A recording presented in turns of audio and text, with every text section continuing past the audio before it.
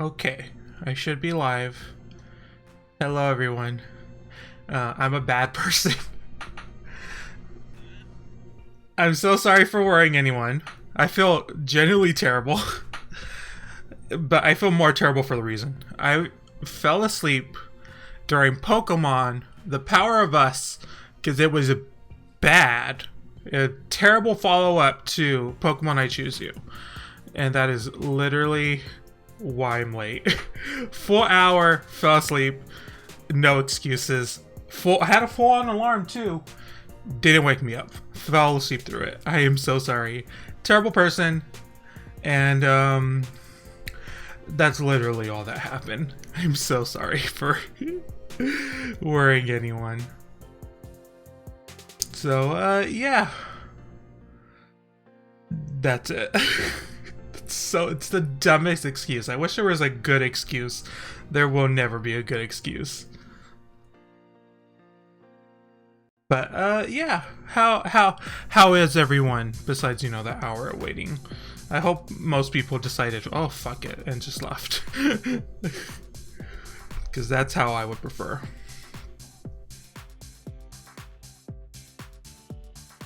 Relatable? Okay. Good. As long as I'm a relatable queen, that's all we need. I know.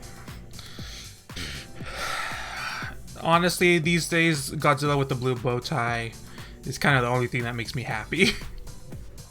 This is Godzilla from the premiere of the latest Godzilla film, and it's the best thing to ever happen.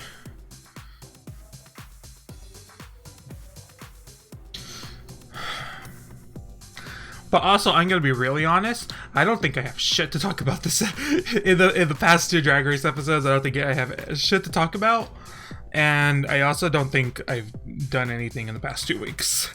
So life is flatlined right now.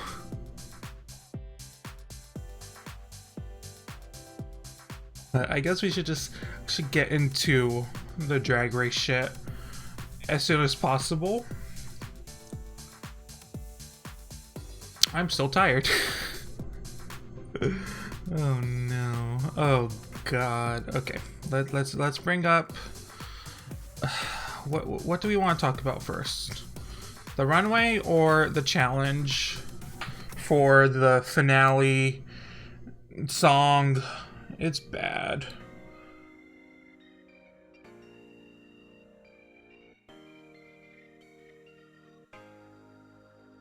You blocked out the last few episodes and skipped through most of the reunion. I full on don't remember the reunion. Like, period. Outright.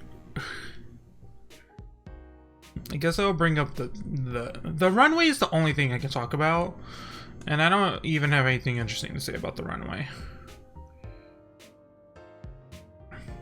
There we go. Okay, Miss A'keria. A'keria Chanel Davenport. A'keria has looked better.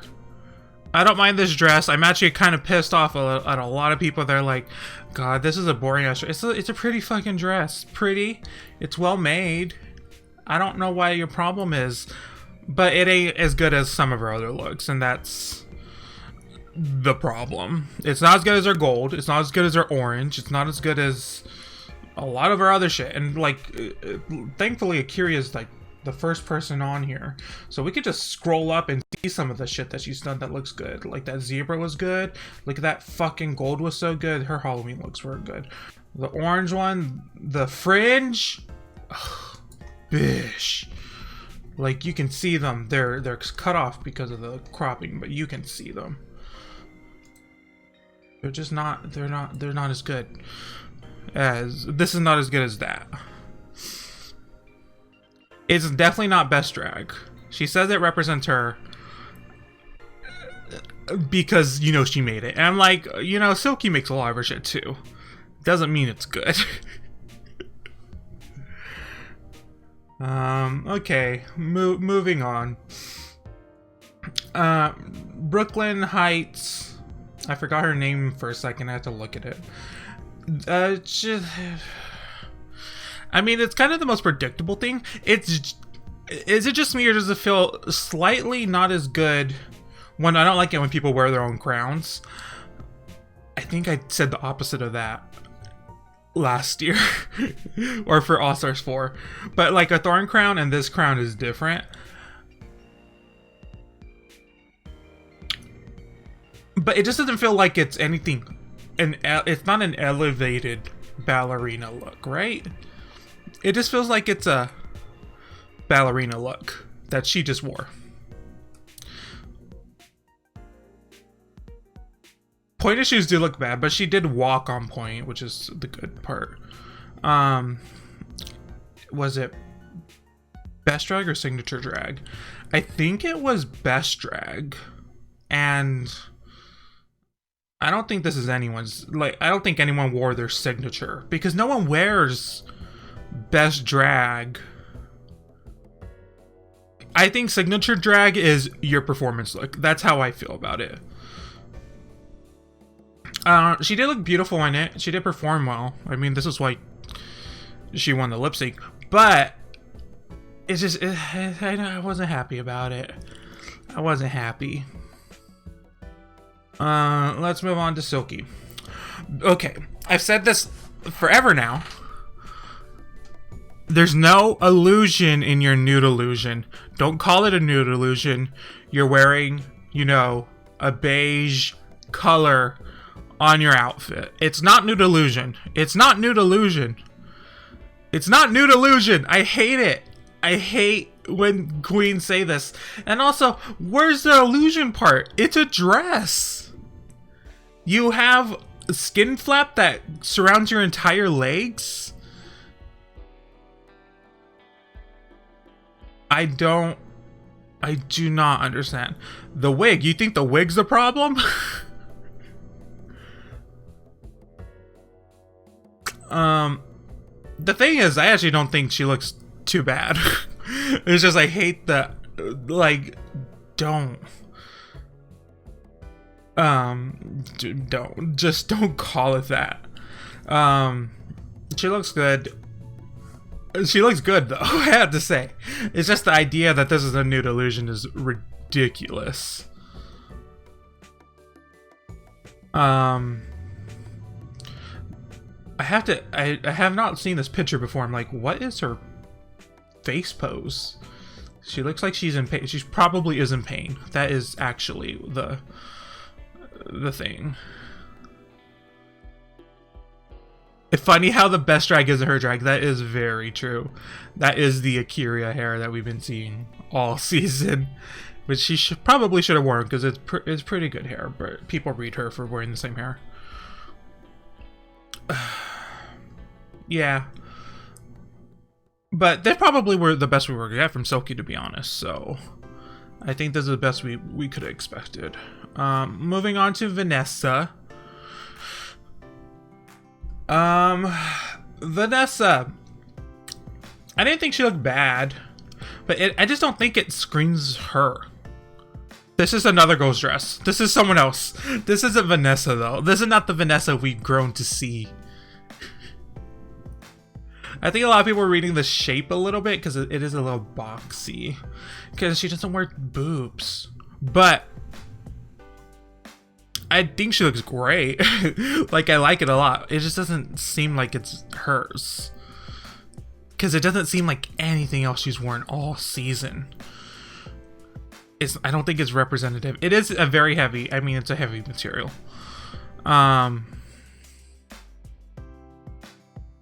If it was red, I love that hair on her. I love the giant dangling earrings. But yeah, it's just, I don't know, maybe I'm just overly negative. Well, I say that, and then we're gonna get to the next look, and I'm just gonna give it nothing but praise. And y'all know I'm not even a stand like for Yvie like that, but I have to give the bitch props when she when she does it. But yeah, I just wasn't feeling this one either. There was just nothing. I don't like the bra showing. Honestly, if the bra wasn't showing, it would probably be worse. It would probably be worse, because it would look really awkward, actually. I mean, it looks awkward with it, but it adds a little pop of black somewhere She kind of needs it. It's exciting. It's a little peekaboo. Okay, let's move on to Eevee. This is like my favorite look of the entire season. Everyone else just disappointed me, and then she comes out in this, and she looks great, and it's really tongue-in-cheek. It's really campy, and I love this one. I love the hair. I love the third eye. I love the 3 fingers. I love the 3 titties. It's legitimately one of my favorite looks from the season. I don't know how she did it. And also, this is okay. So before I change the title to "I'm Late," I was talking about they're not really being subtle about this. I think it was just they're not being subtle about this. It's very clear Eevee's gonna win, is it not? It's very clear. She's the only one in the reunion that went out unscathed. Like, all top 4 was like, oh, they look bad after the reunion. She's the only one that's like, nah. She came out good. RuPaul agreed with her with everything she had to say. So it's like, well, we know what's gonna happen then, it seems. At least I believe. I'm delusional enough to think I know. But yeah.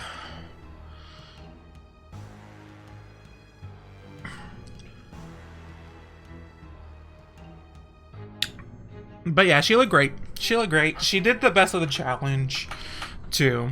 Let's talk about the challenge. The music video, this was rough. I don't think I've seen one like this where I'm like, wow, y'all did bad. like not even like, oh, like I noticed the cracks in it because it's a performance and it's a one take. It's like they did especially bad. I'm like wondering if they had less time to do this compared to like All Stars 3 or 4, like anything. Like it just isn't. They did it kind of really bad in the music performance challenge. I'm gonna take away the image. So I think it starts off with A'keria. She did nothing. Nothing to make her performance memorable. She did nothing to...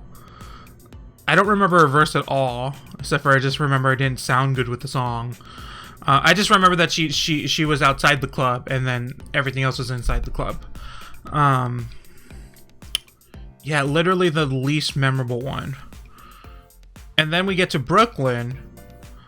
And they did read Vanjie for not knowing the lyrics. There was a little point where Brooklyn didn't know her own lyrics either, where she wasn't lip syncing, or rather, she came in late to her song, but she did all her moves. I don't know.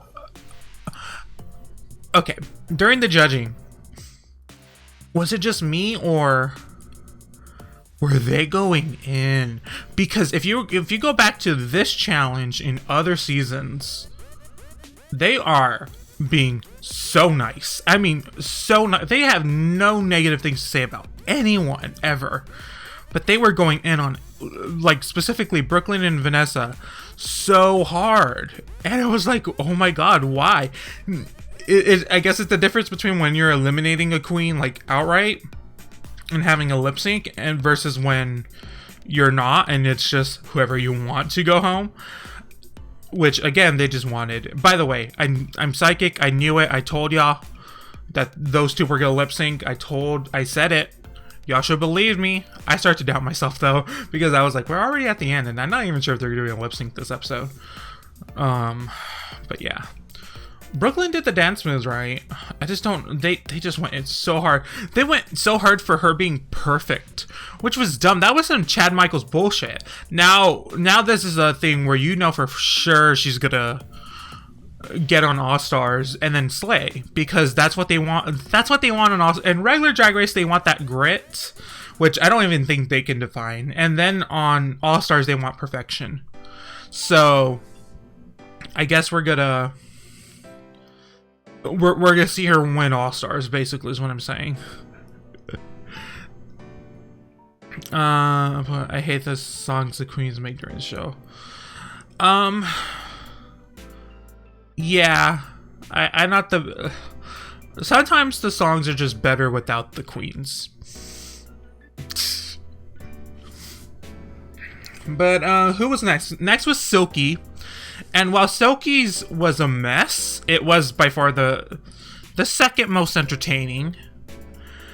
And it wasn't even like that much of a mess, but they did, you know, during the end part, hers was the shortest solo segment. But at the end part, they kept cutting away for her, and then you can like kind of see she was fucking up on that end group dance part. But I will say, and twirl, that was good. I enjoyed that one. I was like, that was correct.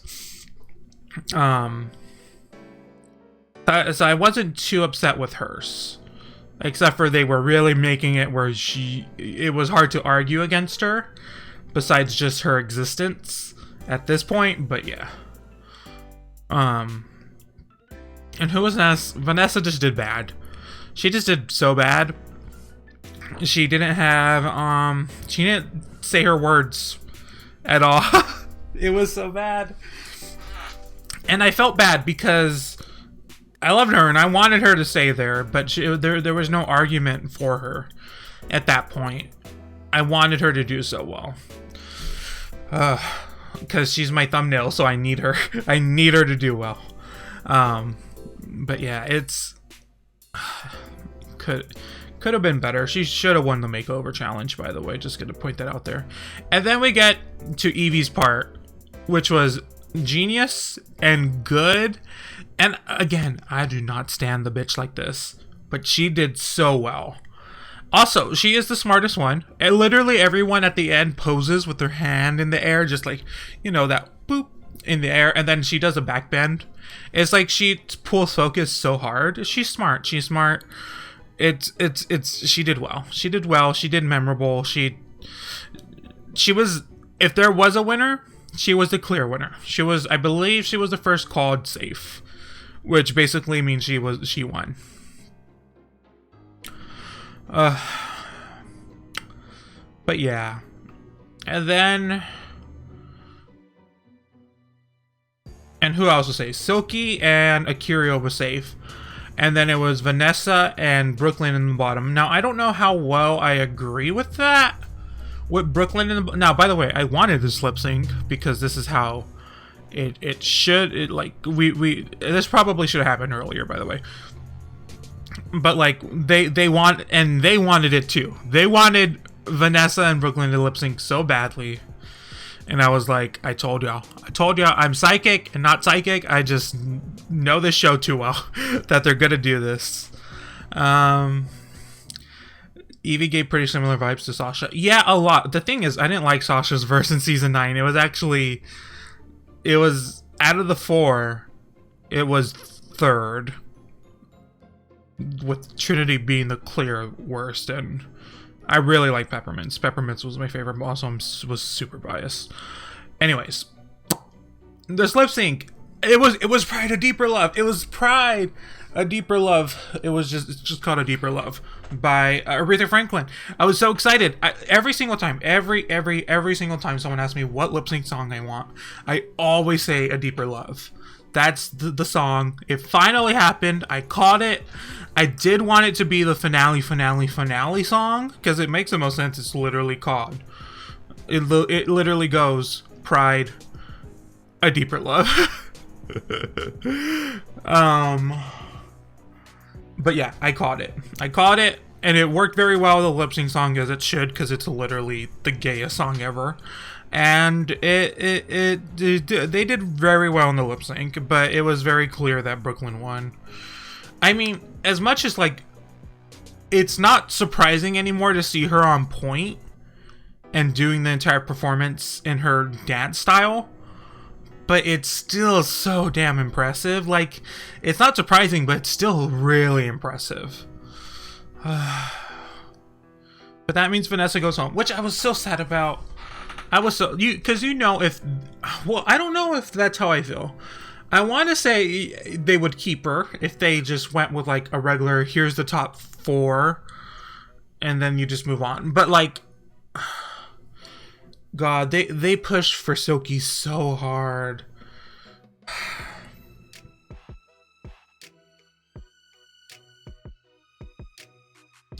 They're not. Here's the thing. I don't think the manufactured elements are becoming less subtle.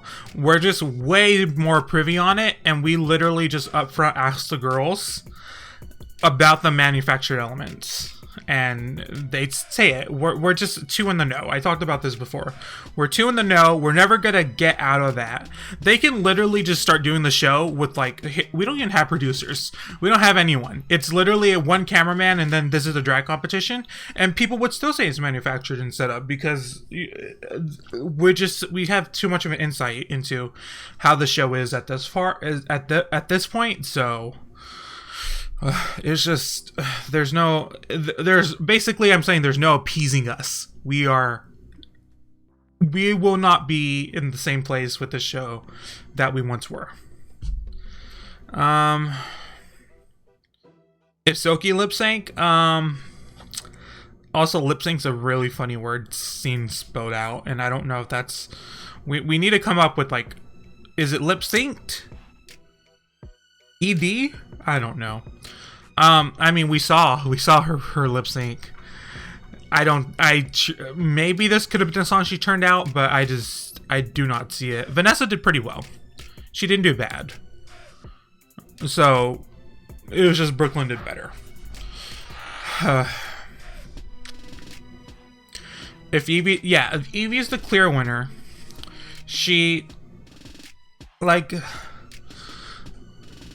my favorite's A'keria. My favorite is A'keria. I love her the most. She's not gonna win. She's just not gonna win. You know, it's like how I felt in season 9. My favorite was Peppermint. She ain't gonna win. She was close. You know, she got further than she deserved to, but she ain't gonna win. It's just not gonna work. It's just not gonna happen. And I'm fine with it. And I come to terms with it. Now we can just let Evie win. And it's gonna be fine. It's gonna be fine. And you know what? Her experience on the show was a journey. It will probably be a bit satisfying. So yeah, I think Vanessa has stage fright. The thing with Vanessa's performance though was that she got into her head. You can literally see it. She got into her head while she was performing in the song. And you can see her in her head work out what she's gonna do next before she does it, and she's not seeing it's so clear. It's so clear that's what she's doing. But yeah, so that's the top 4. We can move on to this reunion. We'll talk about the looks, and then you guys can remind me what the actual reunion consisted of, because a hoe doesn't remember. I just don't remember. I remember there was a wig that got thrown, and that was it. That was it. Let's talk about these looks. Exactly. All season they were like, oh, just wait to the reunion. Wait to the reunion. That reunion was such a flop. Let's talk about A'keria. This is great. This looks great. First of all, she did something smart. She did something so smart, because you know how everyone's like, look at my nude illusion. She's like, I'm just gonna wear sheer. Let's just wear sheer. Let's just wear sheer now, because that looks better than a nude illusion. Just wear your actual fucking body.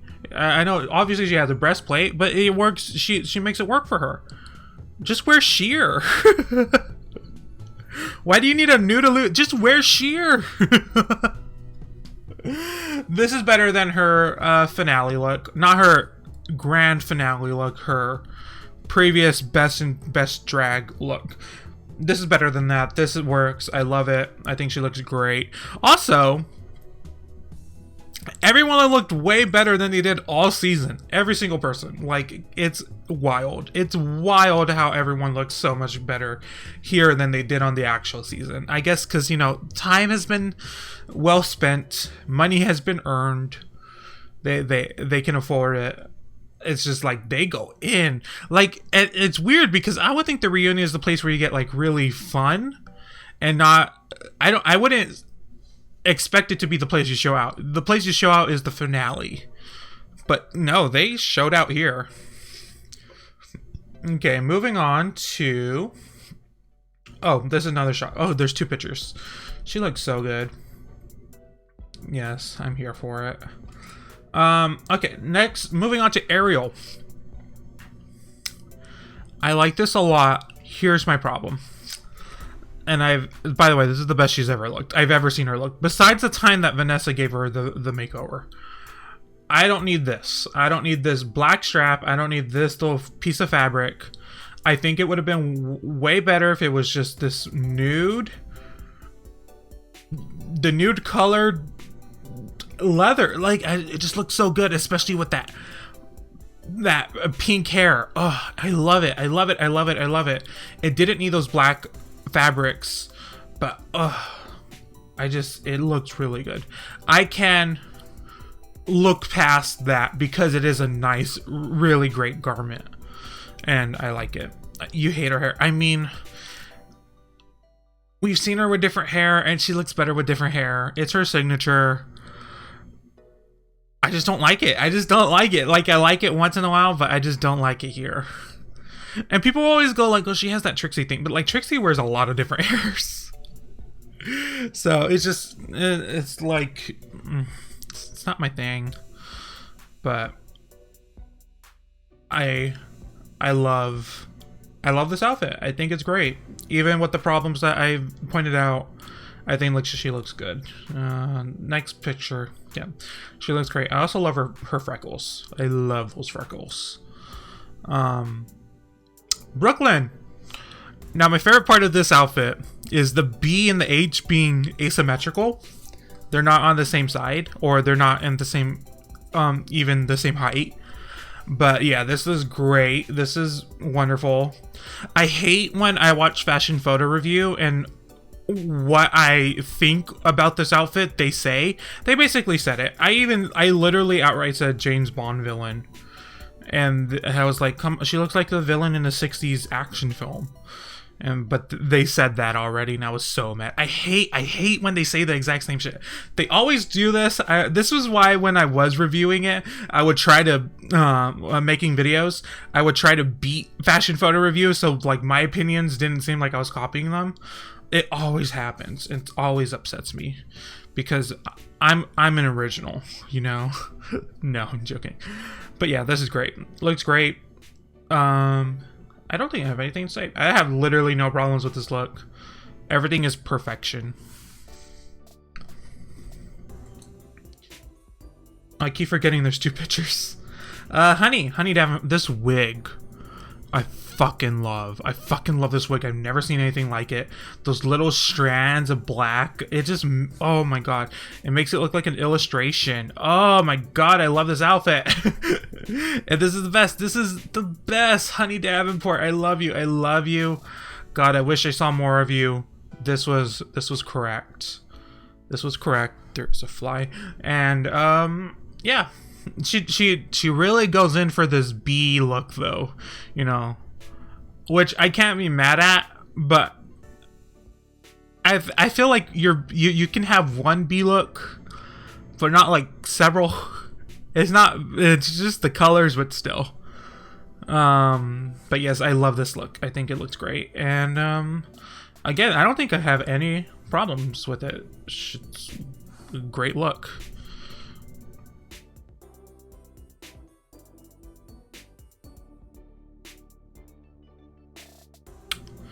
Kahana, the fucking detailing on like the vines around the legs here is impeccable.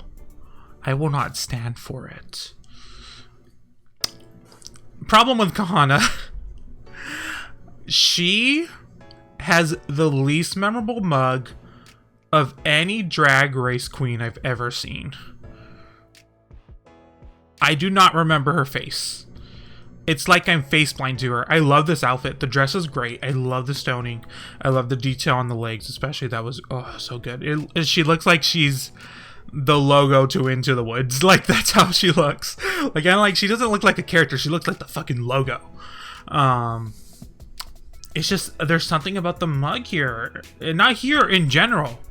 It's not a specific, this is the moment. It's in general. It's just, I don't know what it is. I like, well, you can kind of see some problems on the wiggling. But, you know, you take a picture of a drag queen up close and you're going to ask for trouble. It's just, I just don't remember her mug. I think she could benefit for literally just changing everything about how she does her makeup. Because I don't see anything. Like, it's like I'm face blind. I'm face blind to it. She can be anyone. Which doesn't make any sense for a drag queen. Moving on to Mercedes. Mercedes, I'm on Diamond. I always want to say Dupree, but that is not the case. Have I said Dupree before? I don't think so. Hopefully, maybe I did. I probably did. I like the coat. I don't like the, they didn't show the bottom half in these pictures. The bottom half isn't my favorite. I kind of wish it was like a trench coat.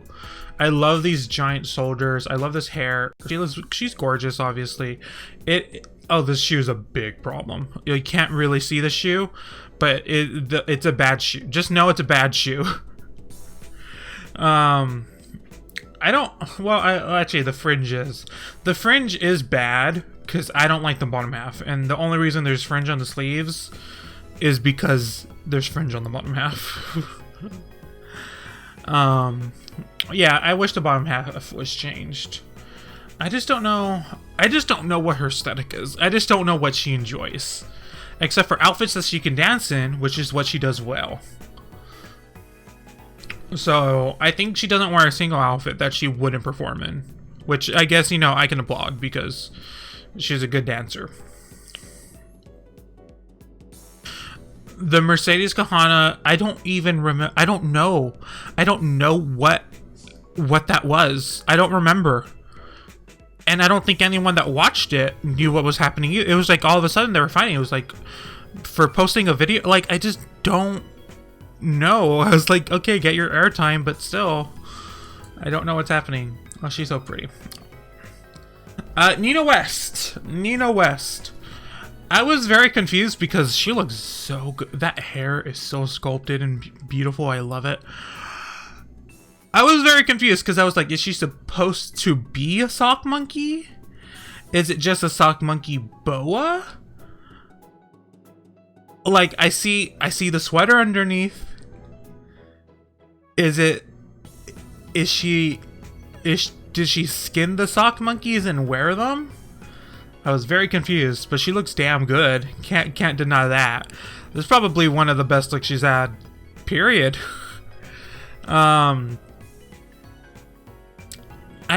I don't think she needed the monkeys, like, at all. I think it would have been, but like, if she didn't have the monkeys, you would be like, why is she wearing a turtleneck underneath that?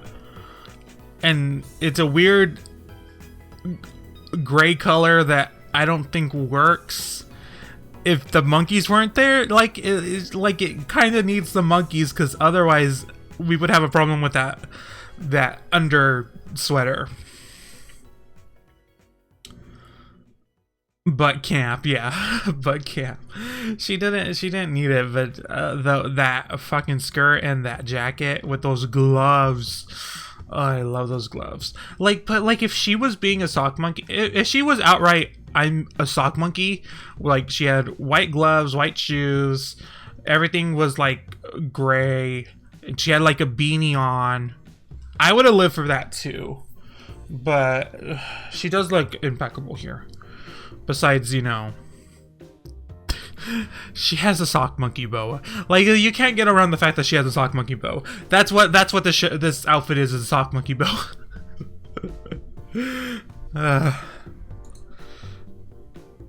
Oh, this is a good picture though. Damn, she knew how to pose. Oh fuck, I forgot about this outfit, and it's so good. This is probably the best outfit of the night. Plastique. I don't know what that thing is she's holding. I don't know what that is. if it has some cultural significance. I'm unaware of it. This is a great outfit. It's so good. It's so good. I'm about to cough. I mean, for some reason, when a lot of queens go for a cultural look, it's big. And granted, a lot of the looks originally are big and they don't have shape. And that's kind of the point of the original looks. But also, this is Drag Race. You kind of need to show out. So I'm glad that she wore something that's like, it hits the body just right. It's gorgeously done. Let me look at the second picture. And there's so much detailing and it's so well made. I still don't know what this fucking thing is. Does anyone know what this thing is? Her silhouette changed. Oh yeah, her silhouette did change after the show. She actually had outfits that were like made for her instead of outfits that were just made and then she took them. Is that her actual hair? Maybe. It very well might be. I'm not too sure. It's illusions all around. But yeah, there's so many good details to this outfit. She was... this is the best outfit of the night for sure. She's the most stunning.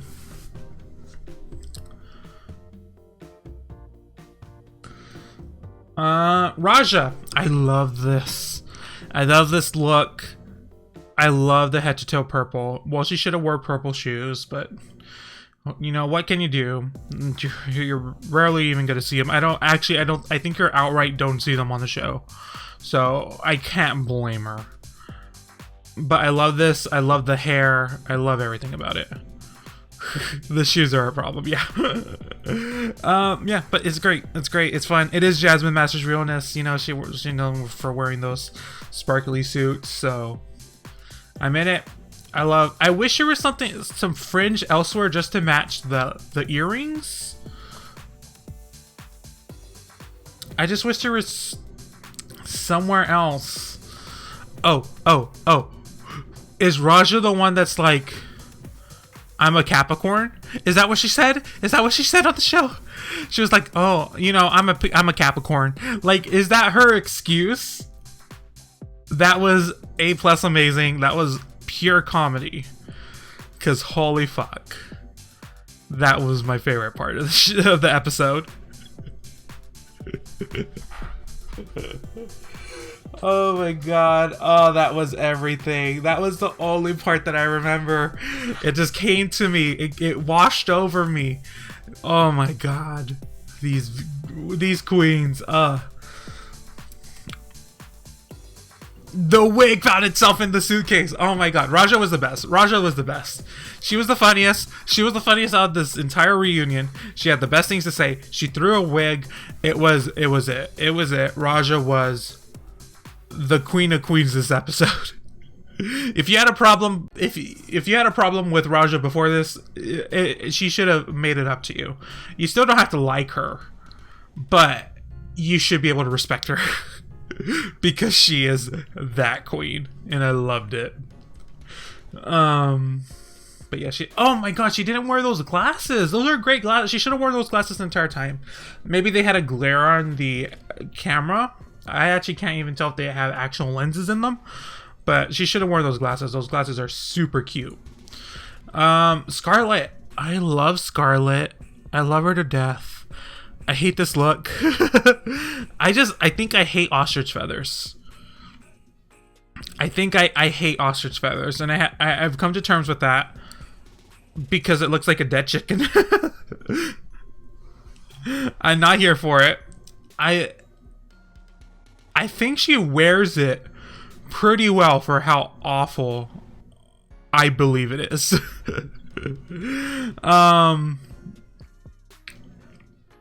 She literally wears it like she has $1 million. Like she is $1 million. She has $1 million. That's debatable, but she looks like $1 million. I've fucked up my speech. Anyways, I don't like it. I don't like it at all.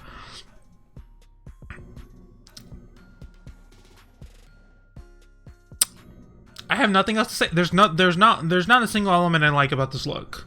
I don't like the wig, that head of lettuce wig. I don't like the feathers. I don't like the dress in general. Yeah, I don't have a nice thing to say. I think she's looked better. And that's all I have to say. I love her. She's like one of the few queens that I'm like, oh my god, I stand this bitch now. Like, I love her. I love her to death. This is not this is not it for me. But she does wear it. She literally wears it like it's the greatest thing in the world. And respect for that. Suga Cane. Now, I was shocked when I saw this. I was like, I was not expecting this look from Suga. I had to make sure that she was referencing what I thought she was referencing, and she was referencing witches. She was referencing Angelica Houston.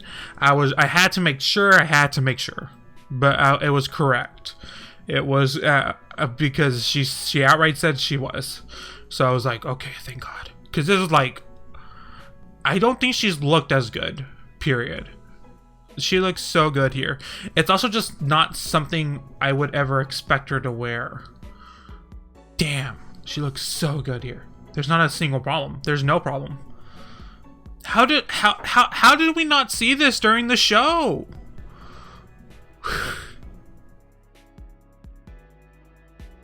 How did we not? I don't understand why we have it now, but we didn't have it then. Why did we not have this then? This should have been her witch look. There was a witch look on the show. She comes out afterwards with a different witch look. I'm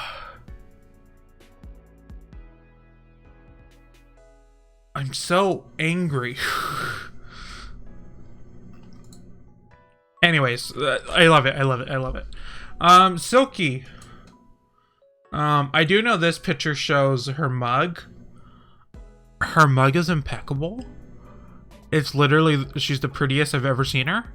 And I already thought she looked really fucking pretty before. But damn, she looks good.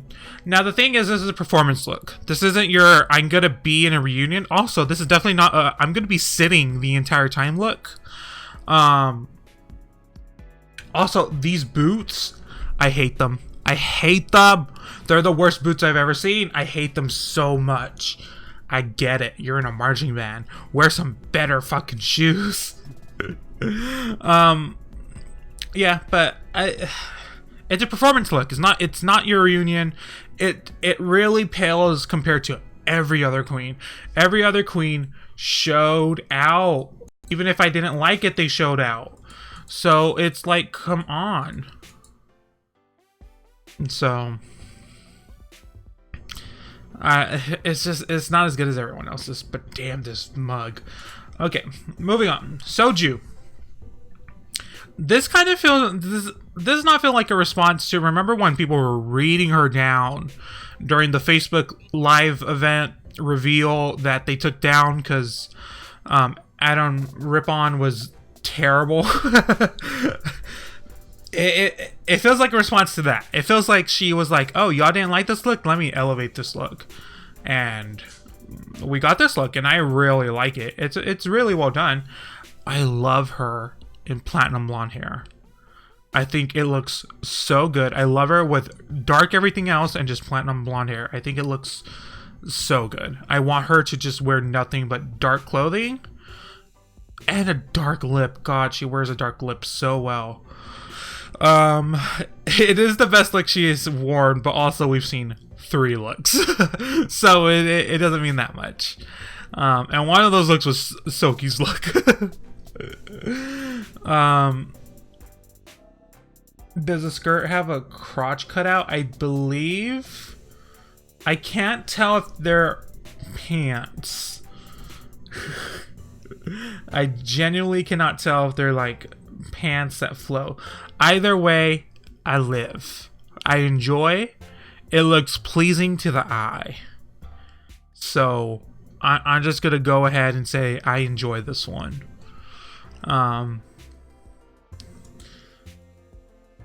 Yeah, she looks good. She looks good. Vanessa. Now this is what I feel like most queens wear to a reunion.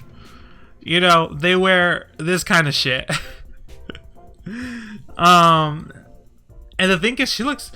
Also, her mug has changed severely. Like, God, she looks so good. She literally looks like she's a child. I don't think she needed that green fur bullshit. I think that kind of just is distracting. Don't know why she has it. I guess she has it because she needs something in her hand. She probably should have brought a clutch instead, but you know, it is.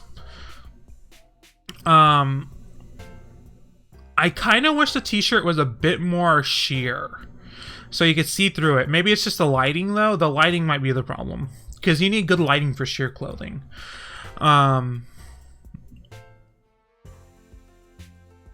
I don't care why it's green. I just care that it's there.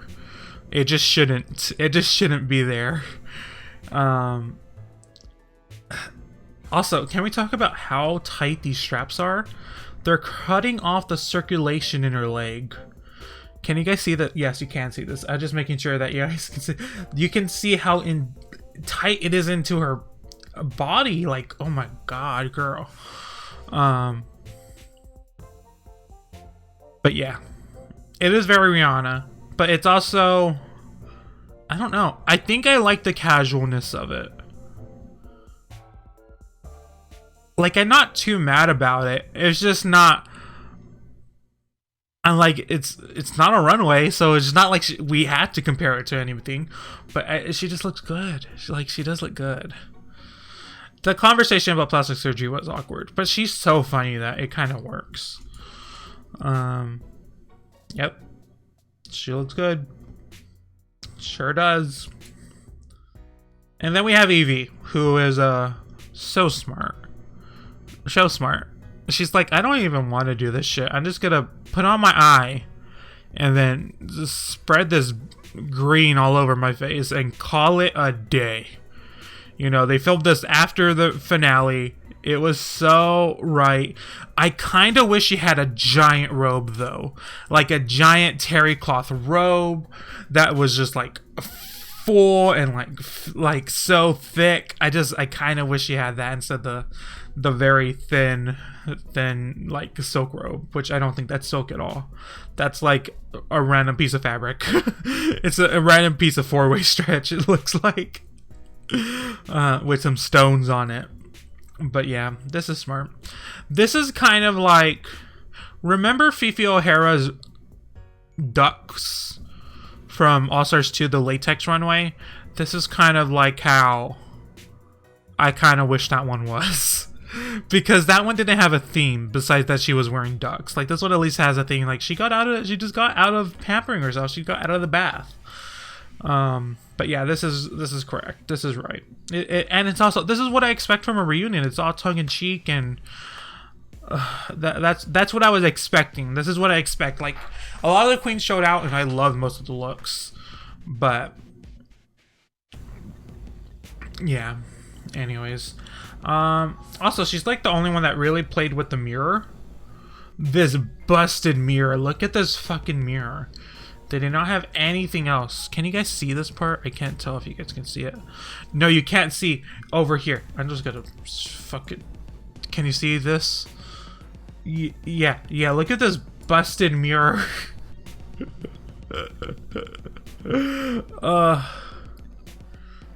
Anyways, that's all I had to say on it.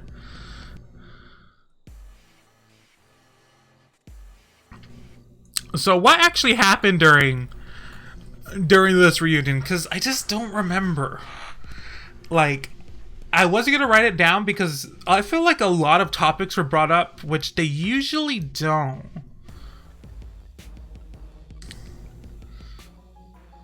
Oh right, Vanessa and Brooklyn not being together. I mean, I already told you guys that, so it wasn't very surprising. So yeah, I knew that already. Like, I called that, and I was correct, because they had been for months not saying nothing about the relationship. Wigs being thrown. A'keria instigating a lot of drama that she tried to backpedal on, and it didn't work out in her favor. Like I said earlier,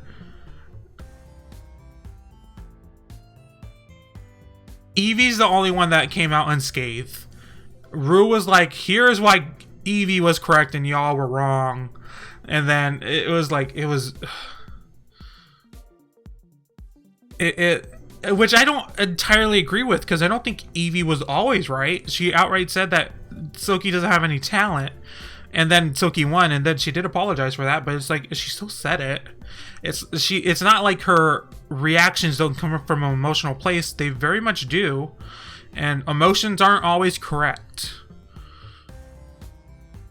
Akira did get on Rue's nerve, and I kind of enjoyed it because I wanted that to happen. Wiggate led to nothing, for as much as like Ariel was like, see you at the reunion, see you at the it was like, ugh, no. I feel like there was a lot of drama, but it's just drama that came from a place that I didn't give a fuck about in the first place. Everyone said they hated Scarlet, and I felt so bad because I loved her. But to be fair, we all hated her. We all hated her. I loved her, but I didn't always love her. I had to grow to love her. So, yeah. Like, the queens felt more invested in their own infighting than we did. Like, usually I think why a fight on Drag Race is so elevated is because the fans are super invested in it. I'm not invested. I don't care about these things.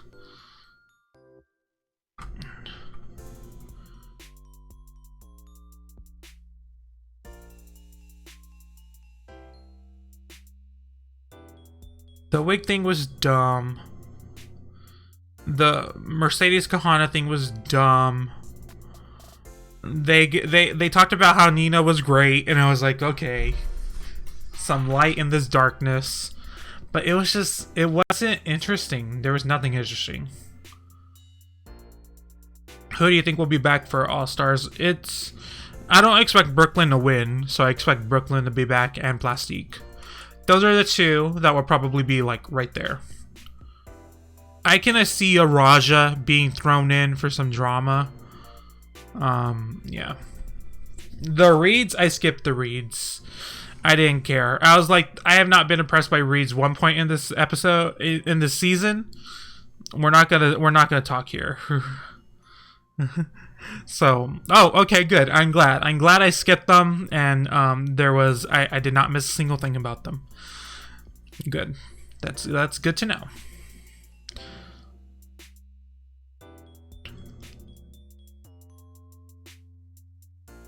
No sugar or honey. No, I don't see it right away. Brooklyn Plastic are kind of exactly Trinity and Valentino. That's actually a really good point. But yeah, this reunion was weird and not interesting.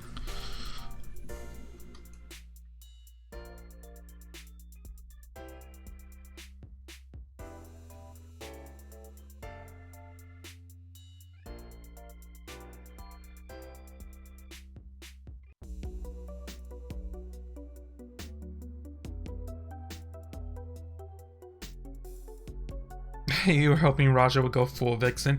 Raja was never like the Vixen. She a lot of her like things were said in interview, while Vixen's was in person, and that's the difference. I would love for Scarlet to come back. I don't know if they will though, but I would love it. I love Scarlet. I wish they'd do the reunion after the finale. They film it after the finale. They do film the reunion after the finale, but they air it before, which is kind of weird. Because that's why in season 9, Shea Coulee was so pressed during the entire reunion, because she already knew she lost. She didn't have anything else to lose. She already lost. Am I filling my oats tonight? I feel I don't feel that great, to be honest.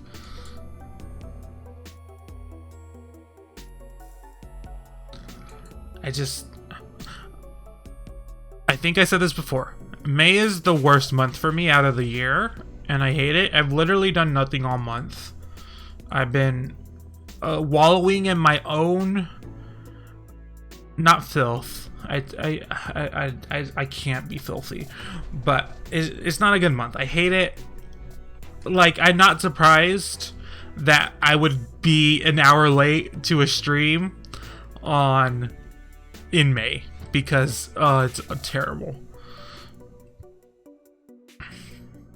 Asia had, well, was season 10 must have been filmed afterwards too, and we already saw that. Yeah, that was bad.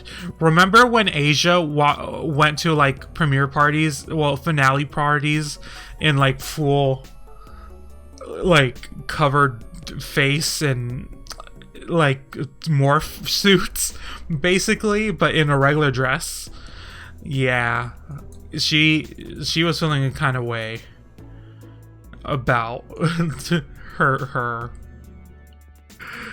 Oh my god, Asia. I never talked about season 10. I bring up season 10 a lot because I never talked about the finale season 10 like specifically, so I always like to get my opinions out about that.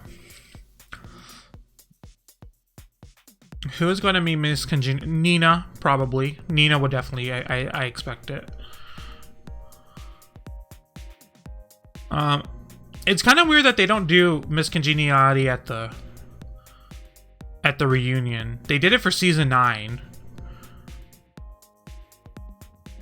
but then Aja, you know, through Saw, and then they were like, yeah, we're gonna do this in front of a crowd where they are not willing to say shit.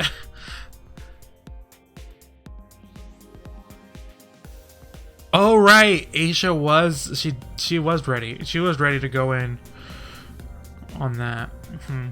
I remember now. Asia was my favorite that season. Kind of in the same vein Akira is now.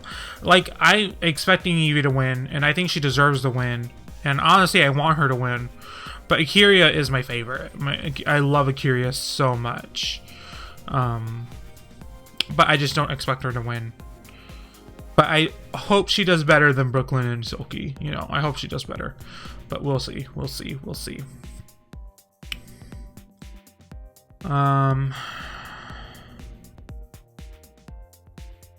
Who will win, Asia versus Akira in a lip sync? Oh, that's a close call. Because I feel like they both kind of come. They literally both come from the same scene. They both come from Dallas. Asia's great. Asia's a great queen. How's the witchcraft going?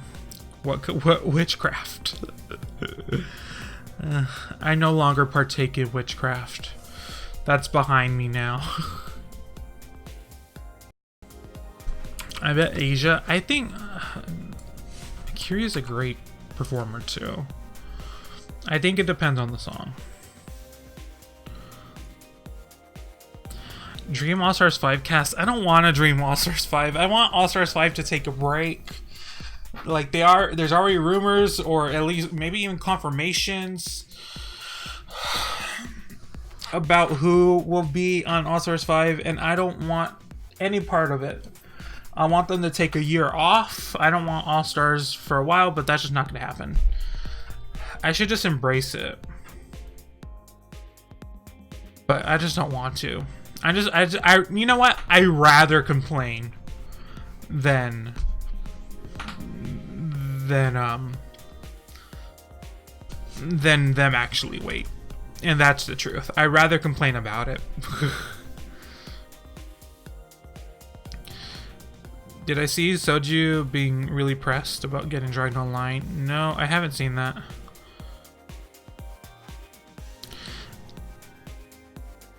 I love the Davenports. Love all of them. I don't think there's a single one I don't like. But granted, there's way more than there was when I was a young baby child and I was first introduced to the House of Davenport.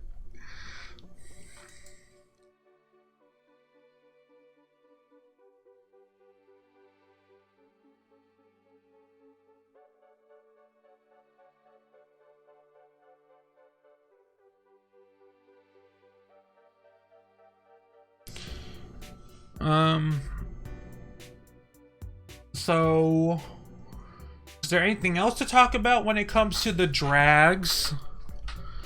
Or the drag races, at least. Oh, we did get announced Dragula Season 3 in August. So at least then I'll have something to talk about. This summer, we won't have shit.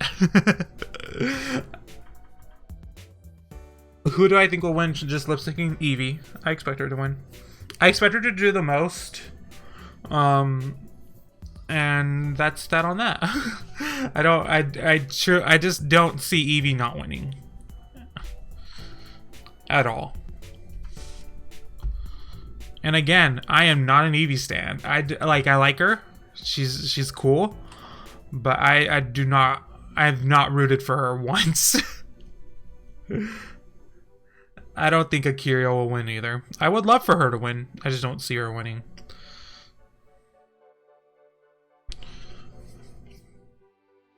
Like, they're not being subtle about the fact that Evie is the most beloved of the top 4 and has kind of been the most, like, she's had the most impact this season than anyone else. And that's the truth. Even if she hasn't won the most challenges, but like if you count her previous, the final challenge, she won that. That's a win in my book. If they were obvious reveal, if these queens do a reveal period, sorry, no.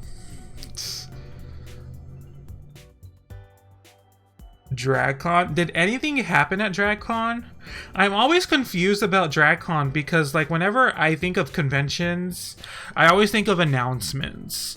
Like, DragCon doesn't have any announcements. Like, RuPaul doesn't wait to announce something at DragCon, which is so weird to me.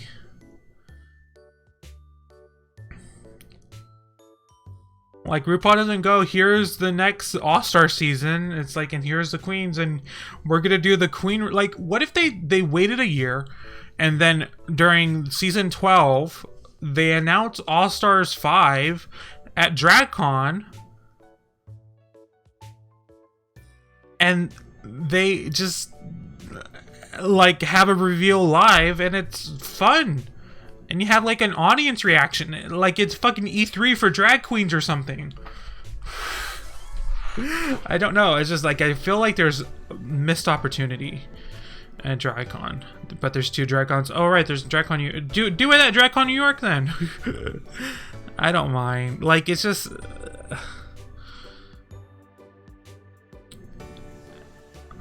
Abora won Alaska's pageant. Wasn't that was yesterday, right? I was wondering who won. I saw the cast list and I was like, oh, that's really cool. I had no anticipation of of who was gonna win, so I like that Abora won.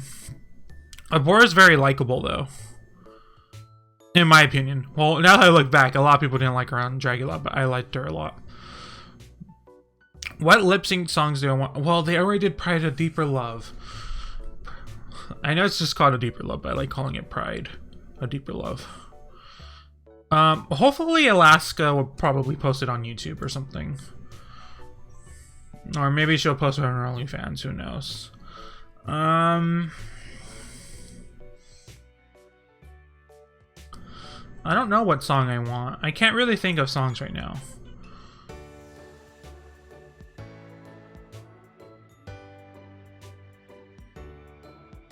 Just looking through my music library and I'm like, no. Lizzo Juice could be good. We talked about that last week. Or last stream, rather.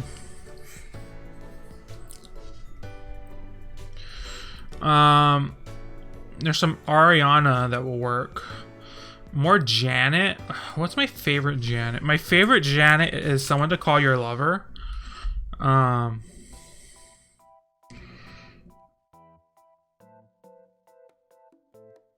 and that does not work as a lip sync song. Have they done All Night Don't Stop? Feedback is a good song.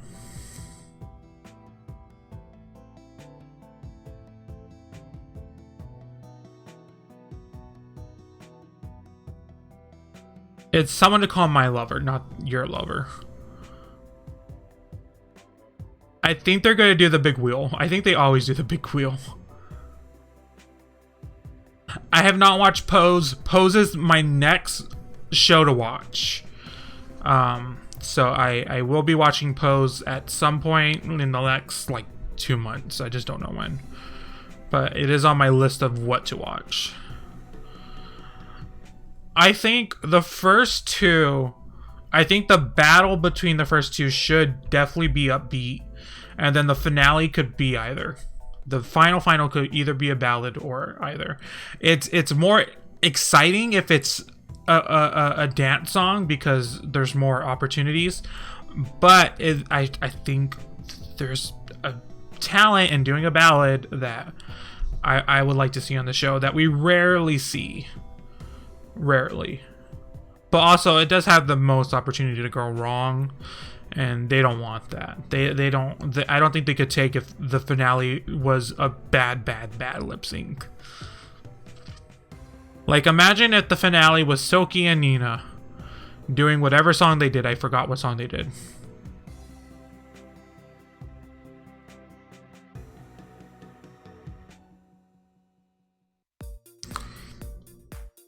They should do Queen by Janelle Monáe. That would be a good song. God, Shea Coulee does a great rap at the great performance of the rap at the end of that song.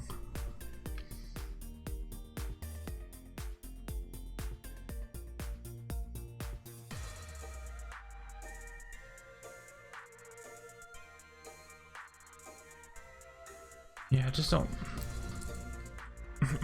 Surprisingly, or rather not surprisingly, my music library is not just songs that drag queens would perform all to.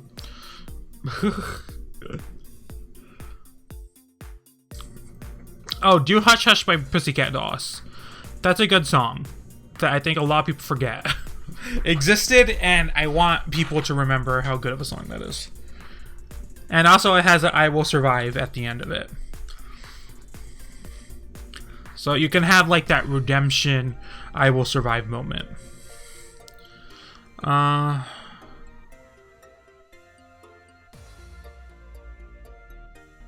of topic, but there's a guy on YouTube called Little V Mills. He does video game covers and metal songs. He did a couple Sonics and Pokemon recently. Ooh, I will check that out. I do like metal covers of songs. One of my favorite metal covers ever is the Gem and Holograms theme song. That is V good.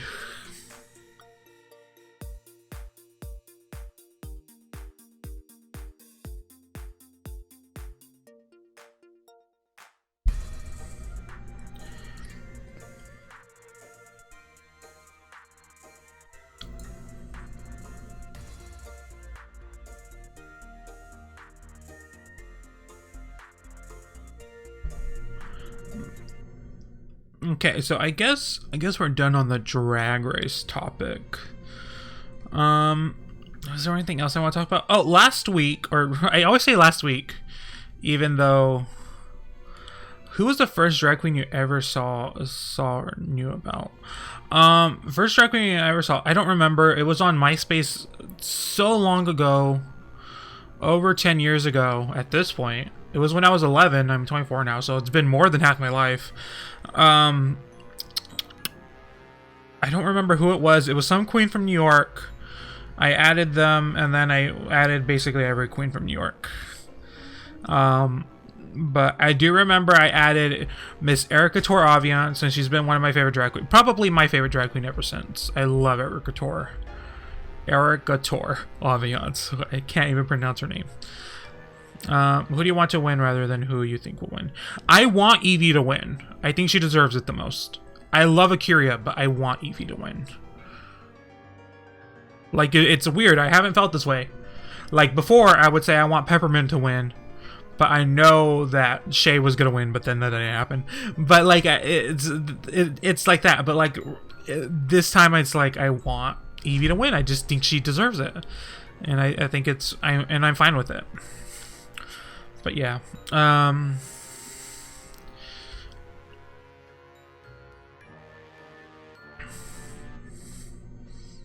It's weird to think about drag back then. Drag in 2007 was a dying art. It's amazing what Drag Race did. I always find it funny that people are like, Drag Race ruined drag. And it's like, drag would probably not exist anymore in the realm that it is if it wasn't for Drag Race. And that's the honest truth. Because drag was dying. What did I think of Game of Thrones? It was trash, but it's my trash, so I had to enjoy it. I didn't mind the finale as much as other people, but it was dumb. It was dumb, and it was boring, kind of. It was really boring. I was like, I'm bored of this death. Also, I feel so bad for Drogon. He got confused. He got so confused, and he was like, "Oh my God, this chair killed my mom." And then he fired at the chair, and I'm like, "Oh my God, this poor little baby child has no idea what's happening." Oh, he's like, "Oh, this pointy thing killed my mom," and oh, look at that. That's nothing but pointy things. Poor Drogon.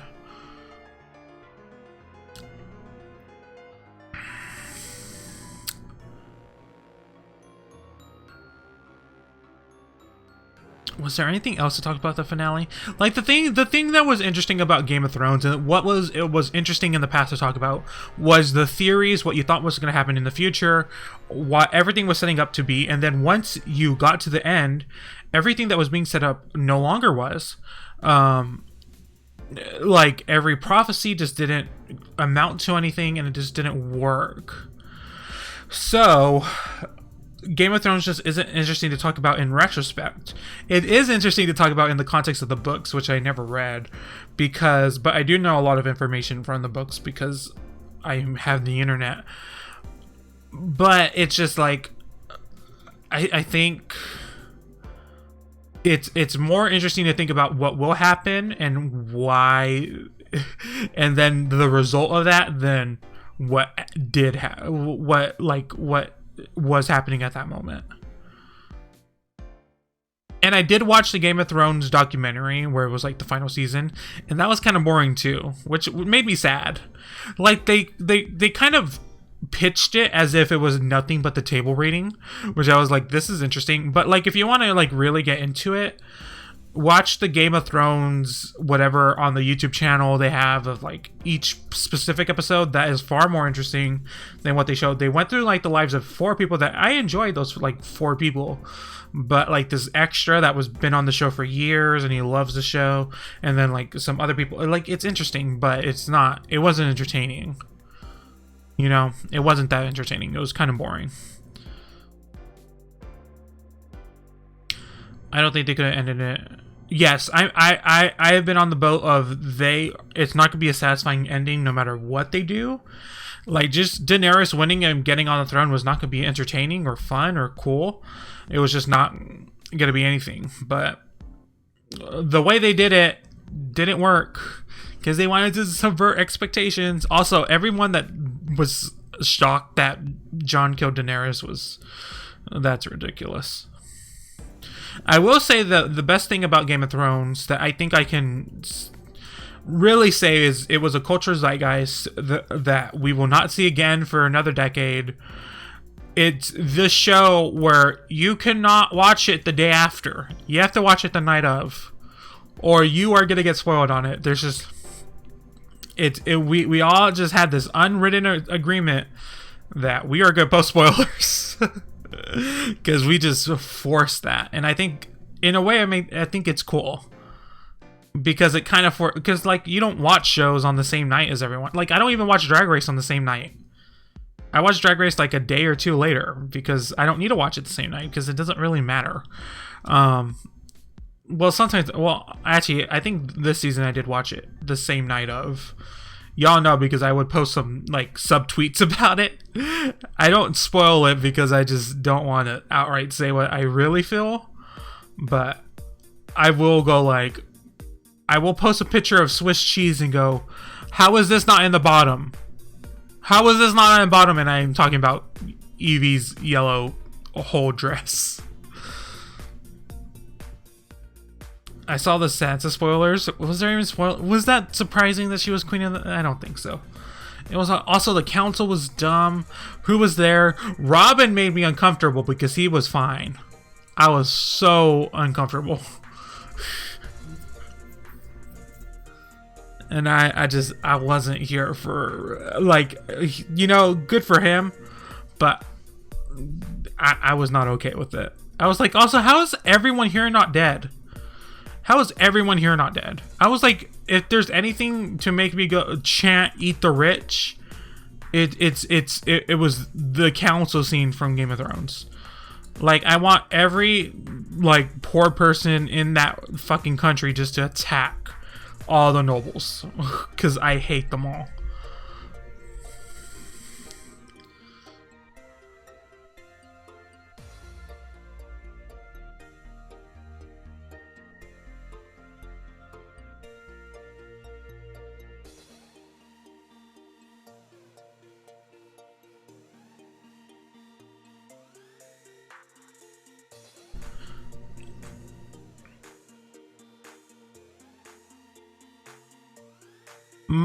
What I would have loved if what they did in Game of Thrones is they made the North no longer the North.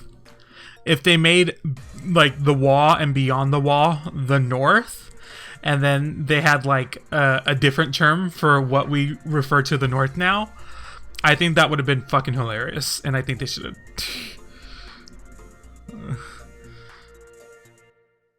The idea of them laughing at democracy was true, but also Sam didn't even try to sell it. He was like, we did this at the Night's Watch and it worked out kind of okay.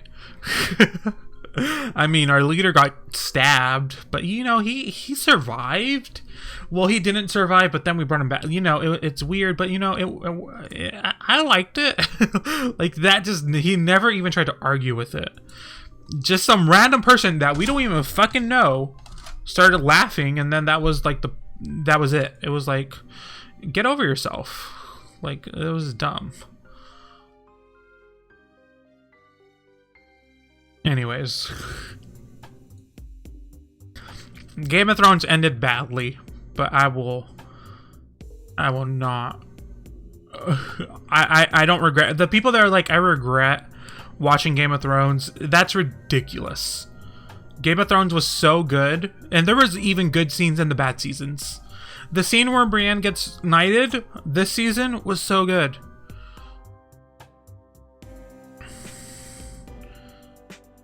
Hottest guy in Game of Thrones, Beric.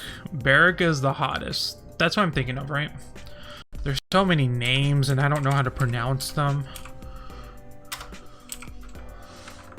Yeah, Beric Dondarrion. He was Dondarrion. He was the hottest. I have a thing for eye patches now.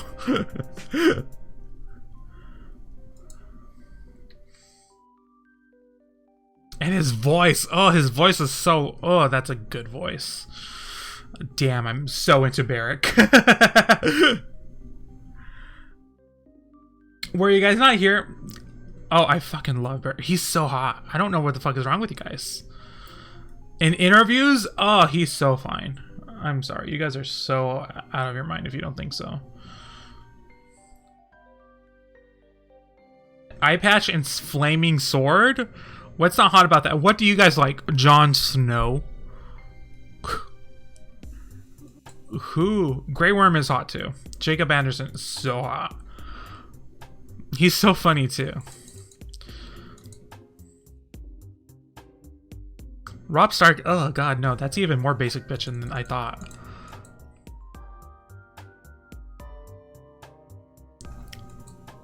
It was all about Beric. The mountain is so funny. He is so funny. He is like, he might be the funniest person on Game of Thrones, period.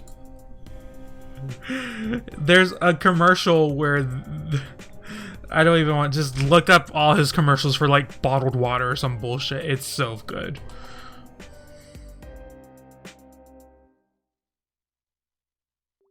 Well, I assumed before he was zombied. I mean, I fucked the Night King, but like the Night King as the Night King.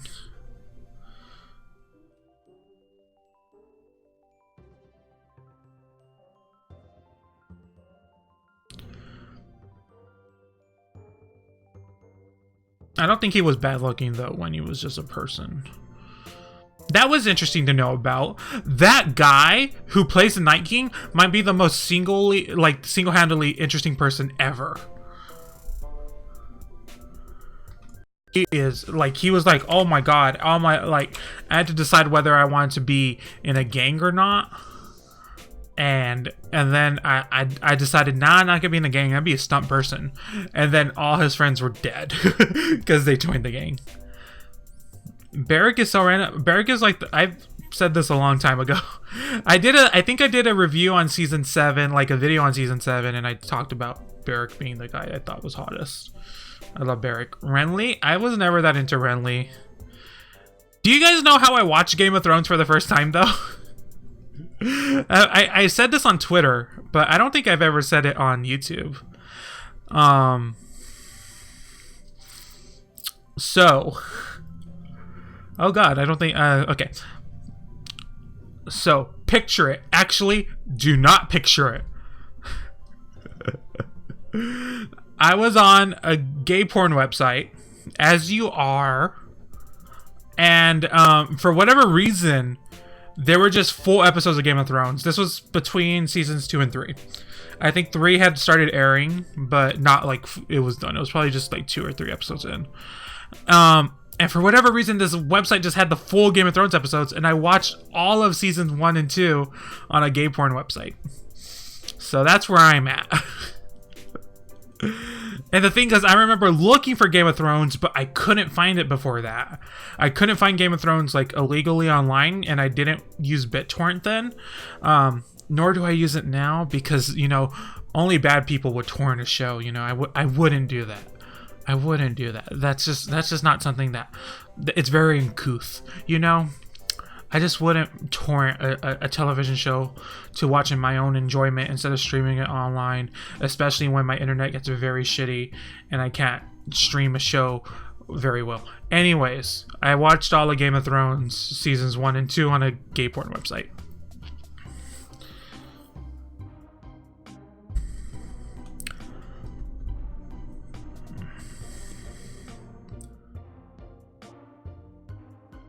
I still don't know why those episodes were uploaded. I legitimately think they were just like, yeah, they're not going to delete this off the gay porn website. I think that's literally why they uploaded it to that website. And they were good quality. It was like the full Blu-ray rips. It's because this website didn't do any compression. So it was like, damn, it's like the full, it was like, it chugged my computer. I almost just said there was something else chugging, and I got really grossed out with myself.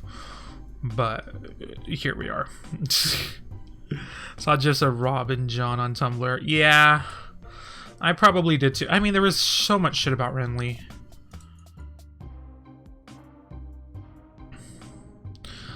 And Loras. I was never into Loras.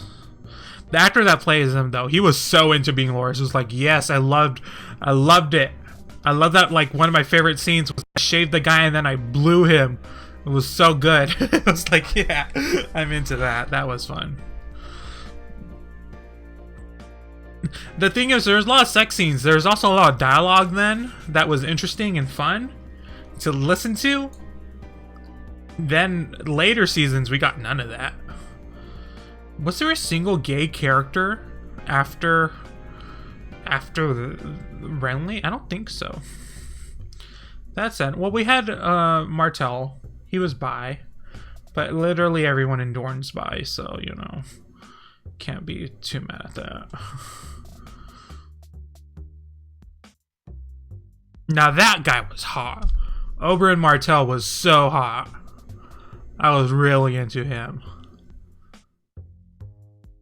Who else was hot? I just didn't find a lot of the guys that people think are hot. Who else did I like?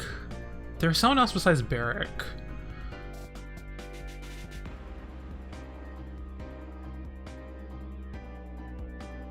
There was a prostitute gay guy. I don't remember.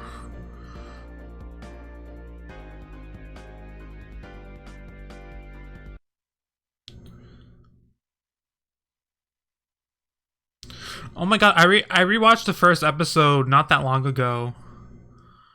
And did the music stop? Is that how long we went? No, okay, good. I got scared that the music stopped. Loris, yeah, but Loris was with Renly. It's like Loris was there since season 1. We done menu. He just managed to survive through 6 seasons.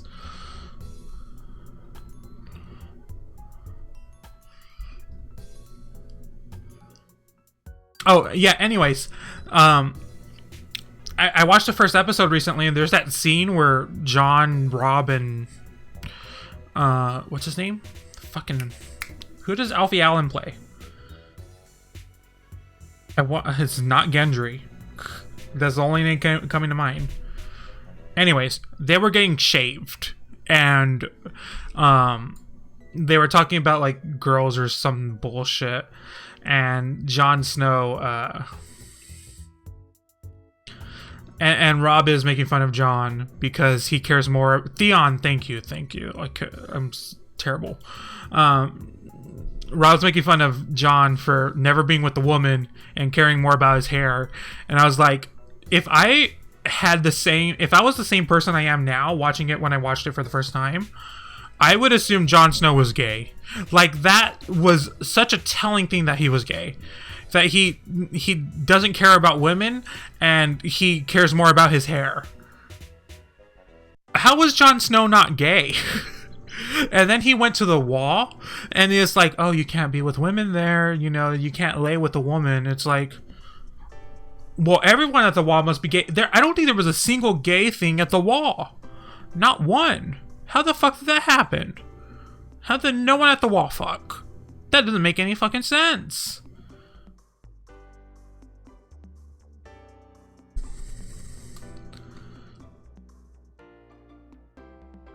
Anyways, I'm getting heated. This is how you knew Game of Thrones was bad from the very beginning, because they didn't make Jon Snow gay.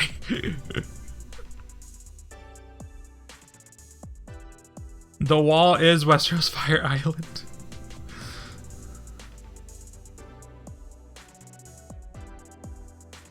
It's supposed to be that he didn't want to have a bastard and live a bad life like him. He could have married someone and fucked them. It's like, that was ridiculous. Also, Jon Snow didn't have a bad life. It's just Catelyn was kind of a bitch.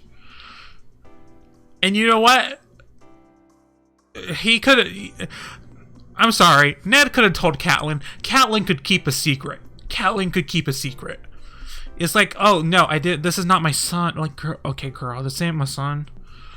This ain't my son. It's, you know, this is my nephew, my sister, but we need to keep him because Rob is, Robert Baratheon's gonna kill him. Like, Catelyn could keep a secret. Like, come on. Tormund was hot. Tormund's great. I love Tormund. Brienne should have been with Tormund. Period. Point blank. If it's your first or fifth time here, go home. Tormund should have been Brienne's pick.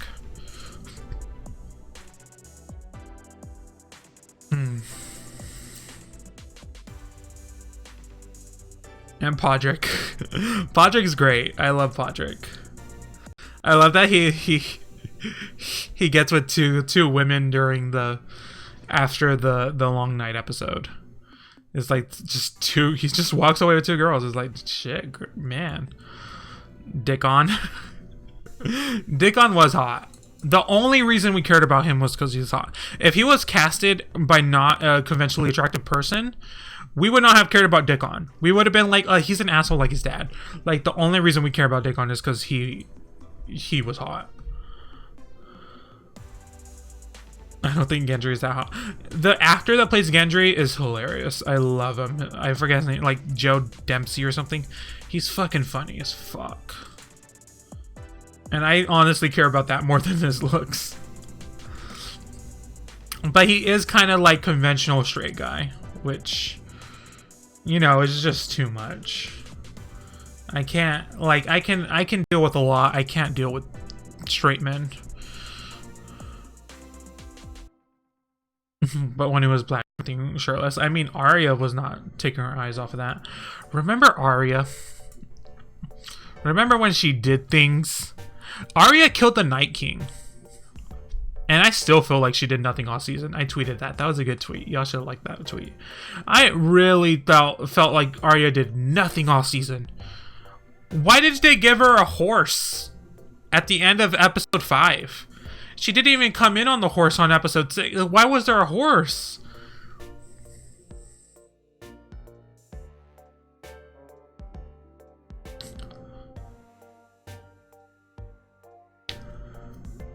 It's just, it's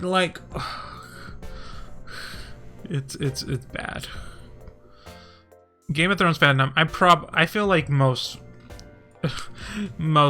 like big TV shows, like the thing that people compare Game of Thrones to is Lost or The Walking Dead, and those are straight guy shows if I've ever seen them.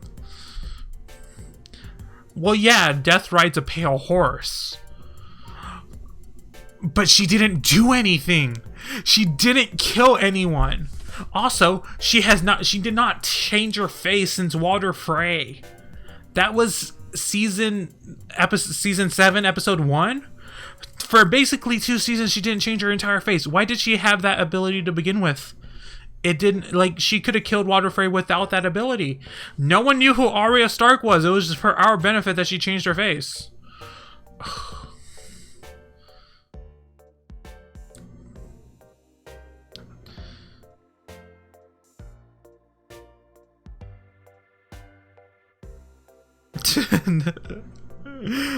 Sorry if you have no idea what game, but it's just, I have to let it out, and then it's over. We will never talk about it again in the future.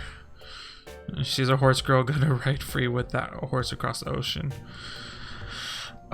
She's gonna, y'all know she's gonna die, right? She's gonna die on that fucking boat because there's gonna be no fucking food. She's gonna run out of it. This is how explorers died all the time while searching for new land. She's gonna die. Either she's gonna just end up in Essos, which duh, the world's gonna wrap around and she's just gonna be in Essos, or she's gonna die. More than likely she's gonna die. Like, no one told her what's west of Westeros. The East, bish. The East. It would be cool if she ended up in the Shire, though. That would be cool. But we can't see that. We should never see a Shire. A Shire should never be. Do you think they know the world is round? Well, remember, what was her name? Quoth? Whatever her name is. The one that had the mask on that met Daenerys. She's the one that told Daenerys to go west. You need to go east. So I feel like most people, like, I feel like there's a good understanding that, like, oh, you can, like, get to one place to the other. It's like, come on. Like some people know. It's just no one travels that way because, you know what's the most east part of Essos is, like, the most dangerous part of it with, like, the most magical bullshit happening. Anyways, talk about Drag Race. I already talked about Drag Race. There's nothing to talk about. We've got through everything we can. There's nothing else to talk about Drag Race. We said it all. We were here. If you weren't here for the past hour, I'm sorry.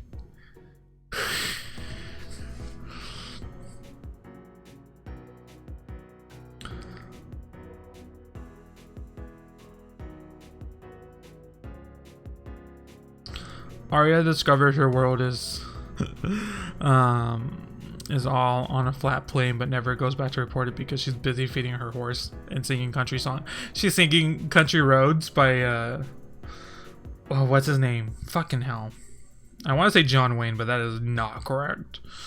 Fucking, who sings Country Roads? John Denver. God damn it.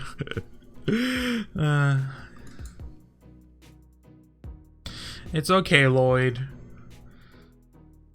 We had a good hour drag race talk, but it wasn't fun. There wasn't even anything fun to talk about.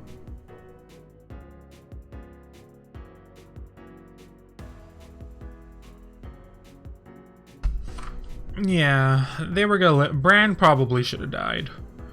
I thought Bran should have died and they could kill the Night King because he had done killed Bran, but then that didn't happen.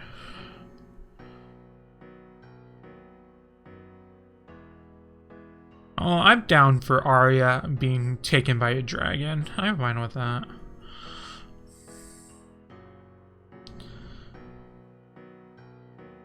Also, all the Unsullied... Okay, first off, Daenerys' army doubled, but all the Unsullied are gonna die. Because Narth... that's not just a place you go and set up camp in. You just can't do that, because you're gonna die there. You know? So, like... all the Unsullied are gonna die. The ones that survived and then multiplied somehow, they're gone. They're dead and gone. Have I been watching L-Shift X? I do watch him occasionally. But I just read the A Song of Ice and Fire wiki. Like, I go to it. Basically, when anything's mentioned on the show, I go to it.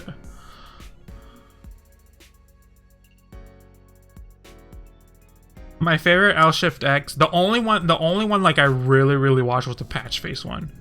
Because I was like, well, obviously he's like a jester clown fool. So I was like, I'm very interested in the zombie clown, but but I have not watched it. It's very long and it has a lot of information, and I just sometimes I just not in for it. Episode 5 just fooling made me sad. Episode 5 was bad. That was the worst. It was bad. That was really bad.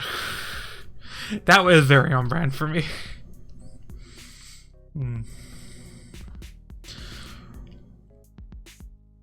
Oh, did I not try to bring this up earlier? I think I did. So last time, the last stream 2 weeks ago, I talked about how the Detective Pikachu movie had just come out, and I was like, I'm probably not gonna watch it because I just don't like watching movies. I'm not a movie person, and it's like I don't want to go to a theater to watch a film. Well, I watched it. I literally watched it like the next 2 days because I couldn't. And yeah, Detective Pikachu was A+ amazing. There were no slowpokes. That was very sad for me. I wanted slowpokes, no slowpokes. They could have just thrown one in. It didn't even have to be good CGI. I just wanted a slowpoke. That's all I wanted. But yeah, it was fun. It was a good film. I mean, like, for what it was a good way to build the world of Pokemon to a wide audience, and also give some good fan service for, you know, the hardcore people like myself. I was pretty into it. So I was down for Detective Pikachu. And then today I watched I watched I Choose You, Pokemon I Choose You, which is the animated Pokemon movie. I don't know if you have to know about Pokemon to enjoy it. I only watch it through the lens of someone that has enjoyed Pokemon. I do think they explain it pretty well, like Pokemon. It is funny. There are good jokes that do not really relate to Pokemon that you can get into. The story is whatever. It's not about the story. It's more about the world and all that stuff. And yeah. But I think it's enjoyable. I would probably say... I think it's most enjoyed by Pokemon fans, but I think you can enjoy it without it. I'm not too sure, though. Like, if you thought the trailers were funny or interesting, maybe. But if not, then I don't know. The Kaiju Torterra, that was something. But it's also like that ended so quick. That was a weird scene. Anyways, I watched Pokemon I Choose You, which is the animated Pokemon film. And it was really good. That was a really good one too.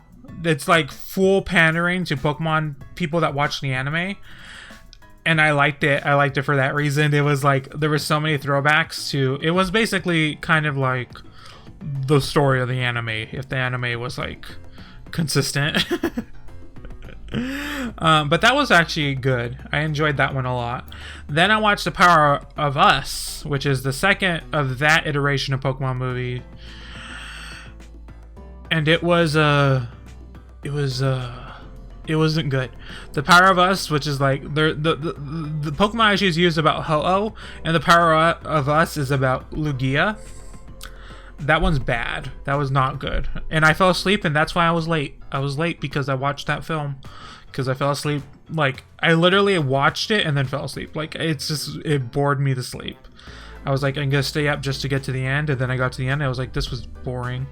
I did like Detective Pikachu. It was very fun. Very fun movie to watch. Love Mr. Mime. I love seeing my Octillery cooking. I thought it was great.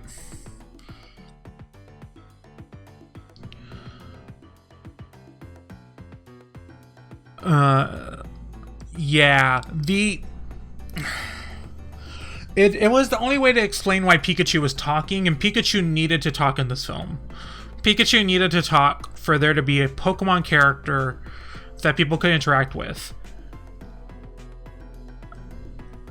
And that's kind of why Meowth really works in the Pokemon anime, is because he talks and he can kind of give like a Pokemon perspective of shit, even though he's a bad guy. But yeah.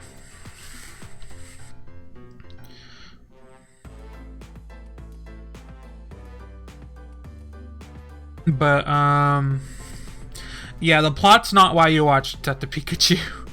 Also, the plot is super predictable. I predicted the villain right away, and I also predicted like the plot twist right away, which is like literally just knowing there's a plot twist. You know the plot twist, like you know the plot twist. Like, it's the most obvious.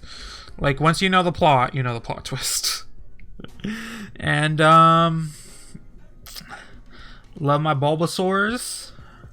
I love my Morlols. Those were cute. I love my Joltik. Joltik was super cute in that. Who else was cute? Growlithe was a very good boy. My Snubble. That was a good Snubble. Oh my god. Fucking hell. In Pokemon... Okay, in the... I'm sorry for spoiling Pokemon The Power of Us. Don't watch it. It's not a good film. A Snubble fucking dies in that film. Pokemon die in these films. In these animated Pokemon movies. Like, these are not made for... Well, one, it's like, I don't think death is a bad thing. I mean, if death was bad in films for children, we wouldn't have, like, The Lion King and stuff like that. But it's like... in something like The Lion King, you have the sense, like, oh, these are just animals. You know, animals die. It's just the nature of life. In Pokemon dying is so fucking rare. Like, you see it sometimes, but like, that's a Luxray carcass on screen. That's the frozen dead body of a Luxray. You see Snubble in a fucking explosion, a fire explosion in a like power plant, and it's full on dead. I was like mortified. I was like, I don't know how to handle seeing a Snubble die. That's not what, like... And it's probably because I've gone through Pokemon for so long that, like, death in Pokemon's not unheard of. Obviously, we have Lavender Town. But it was fucked up, man. It was fucked up. I was not expecting it. And I was like, how is both of these movies back to back? Like, the one's a sequel to the other. Just have dead Pokemon.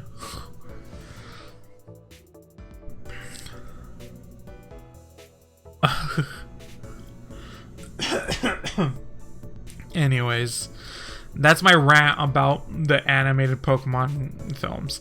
They need to call that series something else, because it still stars Ash, but it's not the same Ash as the regular Pokemon anime. I think we should call it the I Choose You universe. The I Choose universe. If you will. Anyways, it's... Ugh. I watched a Snubbull die today. I don't know how to feel about that. I'm really glad they had different Pokemon from generation. I wish they had, like... I thought it would have been really cool if they had the Gen 8 starters in there somewhere. I thought, like, that would be a cool nod. Especially for people that don't pay attention to the games, but, like, kind of see the new Pokemon every once in a while and have not seen it. Like, it'll be cool to see those, specifically those 3 Pokemon in live action.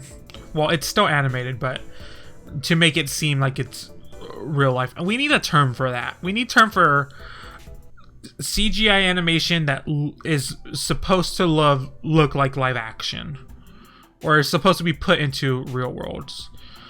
Am I gonna stream the Direct? Yeah, I'll just stream the Pokemon Direct. I won't stream the Pokemon... There's a Pokemon business thing that's gonna happen, and there's actually a lot of information that usually gets revealed at that. That's like where Pokemon Go got revealed last year. I think Pokemon Go Plus. There's that other Pokemon game, the Pokemon Quest, where all the Pokemon are blocky.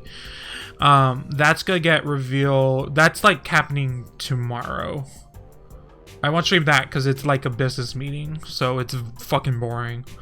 But yeah, for the Pokemon Sword and Shield Direct, I think they're gonna reveal a couple Pokemon. Maybe talk about a new mechanic. Some people are rumoring that Pokemon can wear armor, which is, you know, whatever.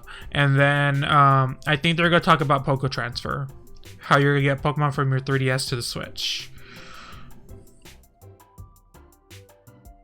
So I think that's what's gonna happen. Because around this time not last year, but for X and Y, they talked about how you can get Pokemon from the Gen 5 games to Gen 6. Oh, and box art legendaries, obviously, yeah. They need a good cover for my already pre-ordered on Amazon. I always get the second one, so I already know I'm getting Shield.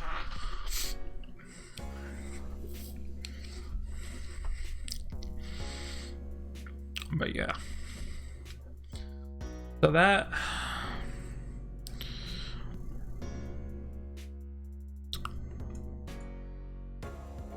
I just want Pokemon Snap. Give me Pokemon Snap.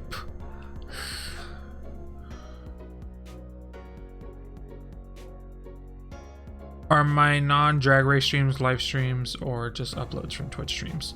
Like my gaming streams or my reactions, those are Twitch uploads, yes. So those are my I get from Twitch. Oh my fucking god, I never talked about this. And I haven't talked about this. I need to go off on something. So hey, hi, my name is Josh Rivers. Pixel Boom on YouTube. I'm no longer a YouTube partner because YouTube hates me, and I'm so fucking mad about it. I completely forgot, which is probably a good thing, but YouTube decided I'm no longer a YouTube partner for literally no reason, and I'm so fucking pissed. I almost deleted YouTube.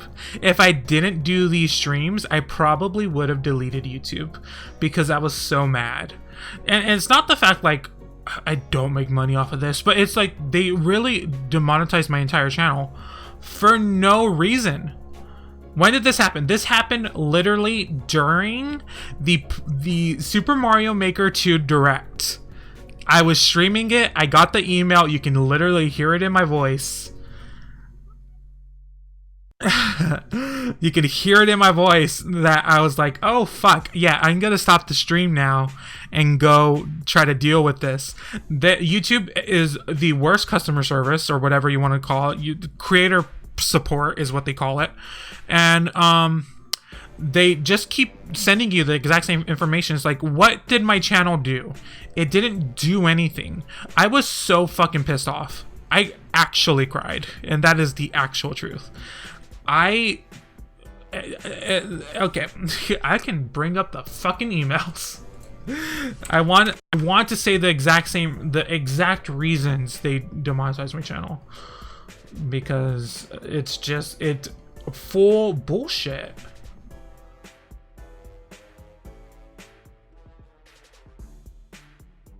I won't delete YouTube. I do these streams, which is the reason I kept the channel.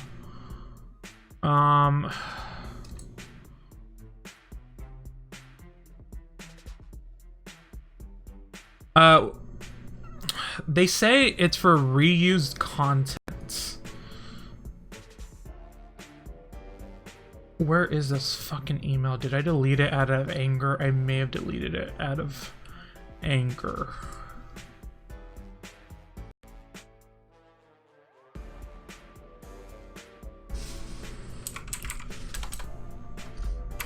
I need to see.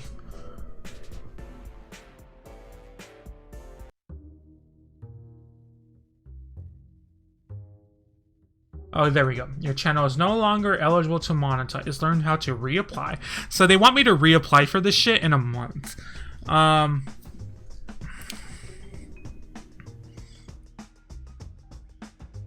Let's see.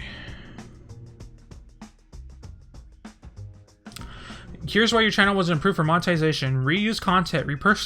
This is what they say I do. They say I'm repurposing someone else's content without adding significant original commentary or educational value. What the fuck reused content is on my channel? There's literally none. I truly do not understand what the fuck does that mean? It doesn't mean anything. And I went to support, creator support, whatever the fuck it's called, and it's like, I was like, I don't understand what this means, what it is. And there's someone named Maya. I'm sorry to call you out, Maya. But I don't think you're a real person. Like, I don't think you're a real person. So they go, hi Joshua, which, by the way, in the email I sent them, I ended it with Josh, but they still replied to Joshua because that's what is on my YouTube account. So they don't actually read my email. That's definitely for sure, because they would have referred to me as Josh. I understand your situation regarding your YouTube channel is far from being ideal. This must be very important to you. Okay, here's the part. I've done some digging into your account, so let me clear some things out.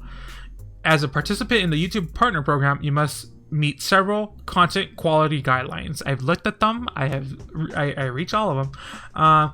We've included some examples of content that does not meet these standards because it's seen as reused content. And there's, when they say we've included some examples, I thought that was gonna mean they've included what my channel, like specific videos that my channel is not meeting the whatever. But no, basically they're just saying here's like what we consider reused content. It's no information. So it's third-party videos stitched together with minimal to no changes. I don't do that. I don't stitch together videos with minimal to no changes.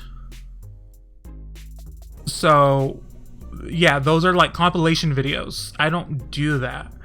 Third-party content compiled without a narrative.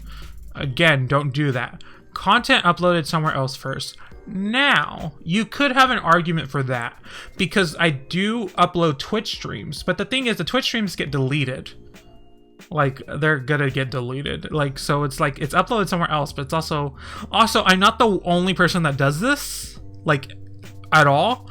And also, I could make the argument that the Twitch streams aren't the exact same because they don't have the beginning card of Mr. Mime waving for 5 minutes as they do on Twitch. So Yeah, and then content uploaded many times by multiple users. Yeah, literally no one's gonna upload my fucking videos. So yeah, there's nothing. There's nothing on my channel that does not meet the qualifications. So, and I've tried to talk to them. They done nothing. And one thing I really want. So if you were here last time, you know that a viewer, Kunimitsu Catherine, she donated some money via super chat, which I no longer have super chat because I'm not monetized anymore. I wanted a clear answer of what was going to happen to that super chat because it literally happened like the day after, and they did not give me an answer. They did not give me an answer if that was going to get paid out to me. I won't know for another month, or if it gets refunded, or if it just YouTube keeps it. I don't have an answer for that, and I won't know for another month where YouTube sends it to the AdSense website. So I'm in the dark, and YouTube just is not answering what I'm asking. It just doesn't answer my questions, and I have no idea what to do. Like, yes, it's very shady if they don't pay, but it's also like we all agree to terms of services when we sign up for any website. So it's probably within terms of service when you do super chat that is a possibility somewhere in there. There's probably a possibility that, hey, if this channel gets demonetized, we just gonna keep the money. It's like, but it's also, that was like significant amount of money. It was like I think the first donation was $50. And I was like, I need to know, and I haven't gotten a good answer. They outright didn't answer my question. Like, this is the reply. So I asked them, thanks, can you answer the question regarding my previous earnings and super chats? Which is, you know, in my initial email, I asked them that question because that was my main question was, hey, can you give me what, I don't know what my response is. My initial email is, because it goes through a form, and then I just get a email back saying, hey, we got your email. This is their reply. Thanks for your reply. YouTube revenue is only transferred to AdSense once a month after we finalize your earnings. But the thing is, I'm not monetized anymore, so do I have earnings? I do not see my earnings anymore. There's no place on YouTube anymore for me to see my earnings, so I don't know if that is still there. Throughout the course of the month, you can see your estimated earnings. So I go there, I can see, well, no, that link doesn't actually do anything. Your YouTube revenue report. Nope, that doesn't actually help me either. Yep, so I can't see shit. At the end of the month, we take about 2 weeks to finalize the payments and then transfer it to your AdSense account about halfway through the following month. For example, whatever. Basically, they're saying it's May. You'll know in mid-June if you get paid. I did tweet at them. I didn't get a reply. I outright didn't get a reply. So, yeah. Which is weird because I have tweeted at them before, but not with this specific problem, with like someone else's problem that was like very fixable. And they were like, yeah, we fixed it. Thanks. And then I was like, okay. So I was like, oh, they actually have good. They reply to people. It's no. They don't reply. They just don't. Like everything here that I got via email was so copy and pasted. It's all copy and pasted, just outright. Like it's like there's someone named Maya or Mia. You're not a real person. Like, I just don't believe this is a real person because they're not. Oh, and let me tell you, they, after like a week after you send emails back and forth, they send you an email. It's like, would you like to rate your service with us? And I was like, hell the fuck yeah, I will. Hell the fuck yeah, I will rate your service. What am I? And it's like a range of like a sad emoji to a happy emoji. And like, I'm the sad emoji. I truly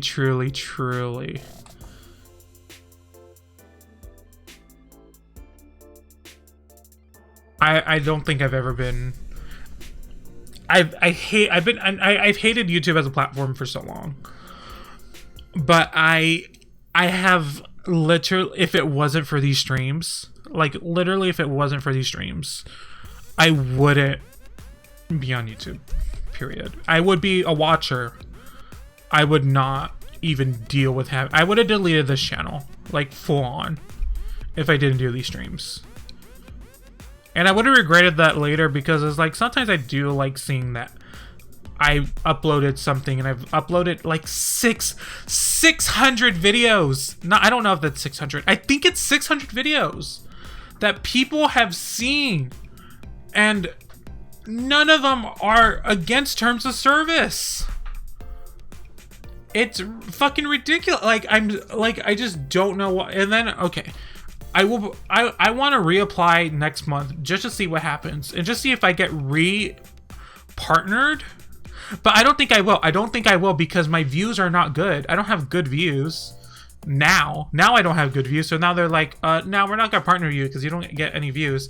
It's like, I didn't have views before. Like, if they had told me, hey, we demonetized you because you don't have views, I would have been like, okay, I see you, I hear you, that makes sense. But because it's something that doesn't make sense now, it just doesn't. I feel like they just don't give a fuck anymore. They just don't give a fuck. But like, just tell me the truth. You don't get views. Which is, by the way, they literally have the right, and they literally outright can just say, hey, we don't partner. Let's just, yeah, it's the worst. It's the worst. It's the worst. I'm not gonna delete my channel. The only reason I'm not gonna delete it is because I do these streams. I do these streams, and I love these streams, and this is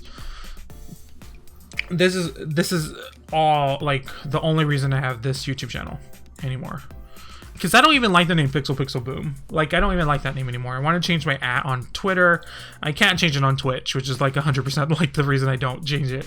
But it's like, I just don't care about this part. Like, I'm fine with it being archived in whatever at this point, in as what it was on the internet. I'm fine with it.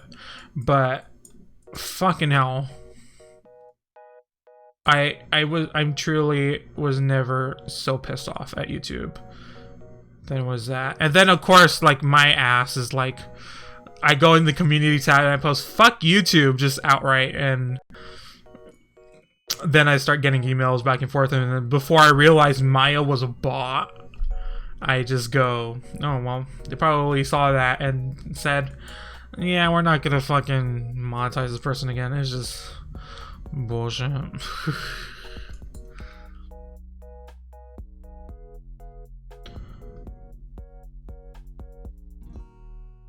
Oh yeah, I also uploaded the Super Mario Maker 2 reaction, which in some ways you could say that the Super Mario Maker 2 reaction is reused content, but the thing is, I have commentary over it. I don't talk a lot, but I talk.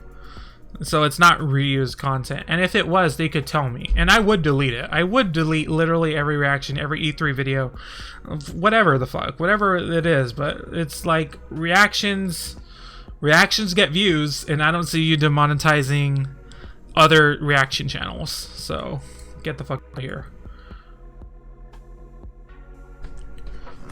And also, Nintendo lets you do that, so it's not against terms of service. It's just I haven't been able to express this anywhere, and that's why I'm going on so long about it. But it really fucking put a damper on my entire... Like, May is already the worst month for me out of the year. That was like, I'm done. I have nothing else anymore for this fucking website. Again, if it wasn't for these streams, I would not even deal with it.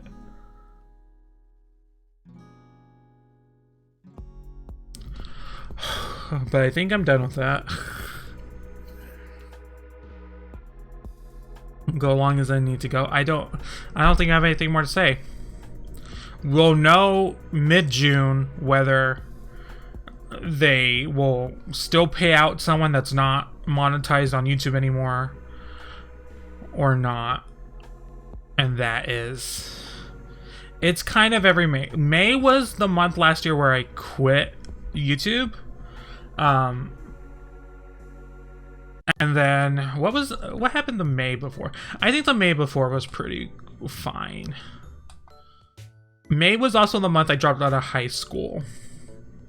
Literally the last month of the year, I think. Or was it March? I can't remember. It was bad. Or maybe it was April. When did the Hunger Games movie? I distinctly remember it was when the Hunger Games movie happened. Hunger Games film. Was that March? I'm literally looking for one film.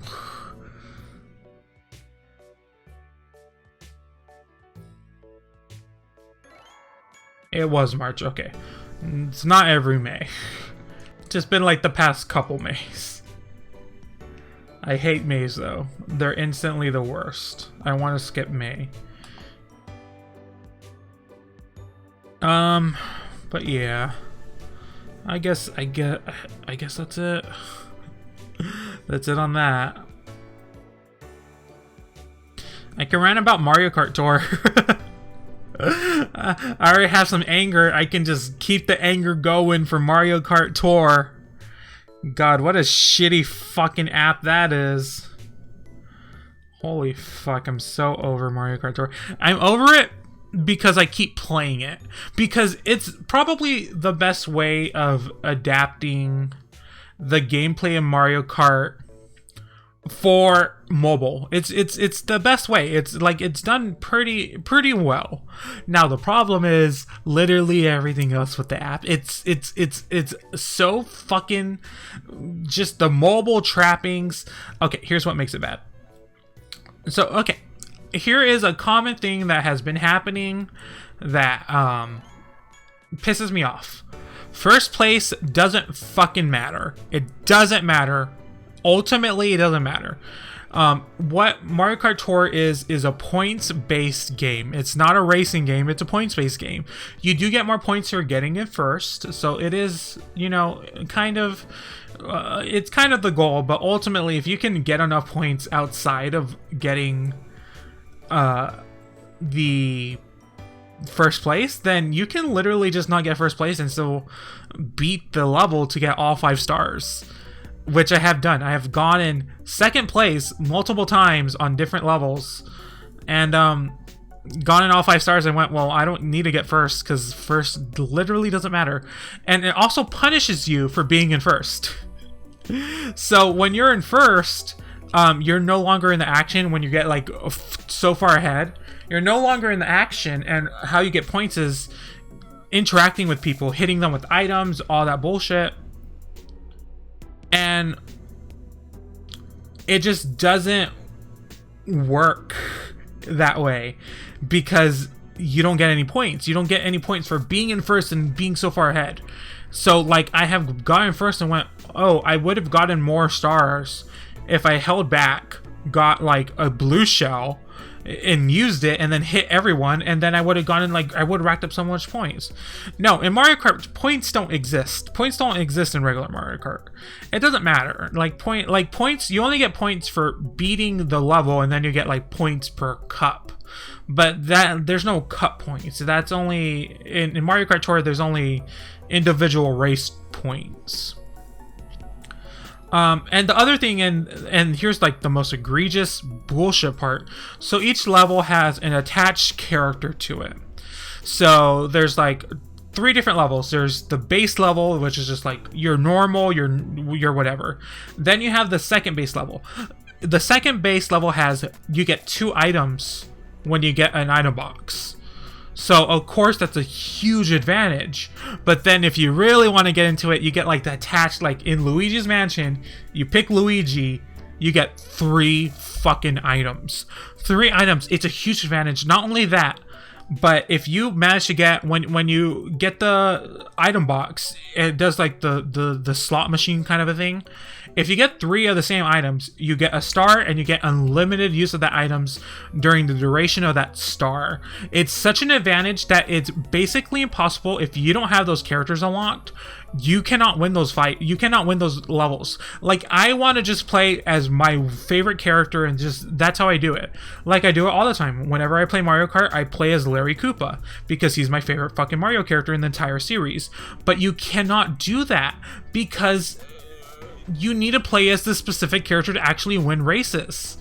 And the thing is, I'm at kind of a soft lock now at the point in the game because I do not have certain characters unlocked. I cannot continue because I can't receive any more stars in like the points-based stars. So I'm fucked. I don't think I can continue in the game anymore because I don't have those characters unlocked. Now, the thing is, there is something called challenges. So there's a challenge board, which is like, you know, hit a character with a green shell, hit a character with 5 shells during a race. And that's, you get 5 stars for that. There's one more. Oh, and by the way, every character unlock is, there's like some characters that you're given, but like a majority of the characters are behind loot boxes. So you randomly get either a character, a cart, or a glider. And you can get duplicates. So I probably open like maybe, I would say like 25 loot, maybe even more than that. I don't know how many loot boxes. I've only fucking gotten like, I think I can actually see how much I gotten. Where's my... let me actually open up the fucking app. Because I think there's 100 in the game. I think there's 100 items. I need to turn this down because it's on full blast. Also, it takes forever to load, but I'm fine with that because because like the levels are good. The levels are straight out of the games, and a lot of them are like the SNES levels and stuff like that. But like, there's one of the 3DS levels where you're on a mountain. It's like, it's really impressive how vertical it goes because it's not just a flat plane. Like, some of the levels are really good. But yeah, it's just like, I'm at a soft lock now. I can't continue. And one thing on my challenge board is get 8,000 points with a mustache character. There are 5. There are 5 mustache characters. It's Mario, Luigi, Metal Mario, Wario, Waluigi. I don't have any one of those. I don't have Mario in a Mario Kart game. I don't have Mario in a Mario Kart game. So that's fun.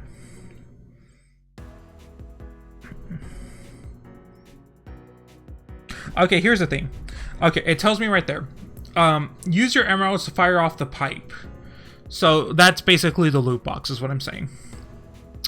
Remaining 75 items out of 100.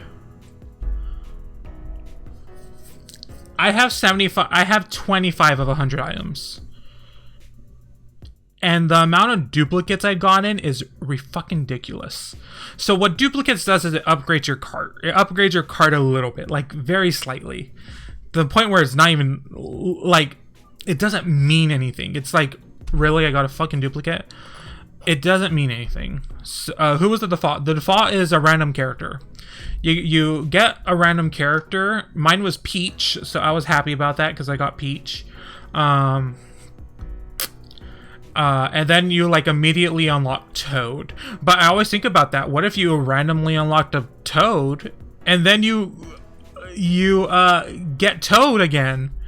How fucking pissed off would you be if you got the same character that you get for free after beating like the first 2 levels?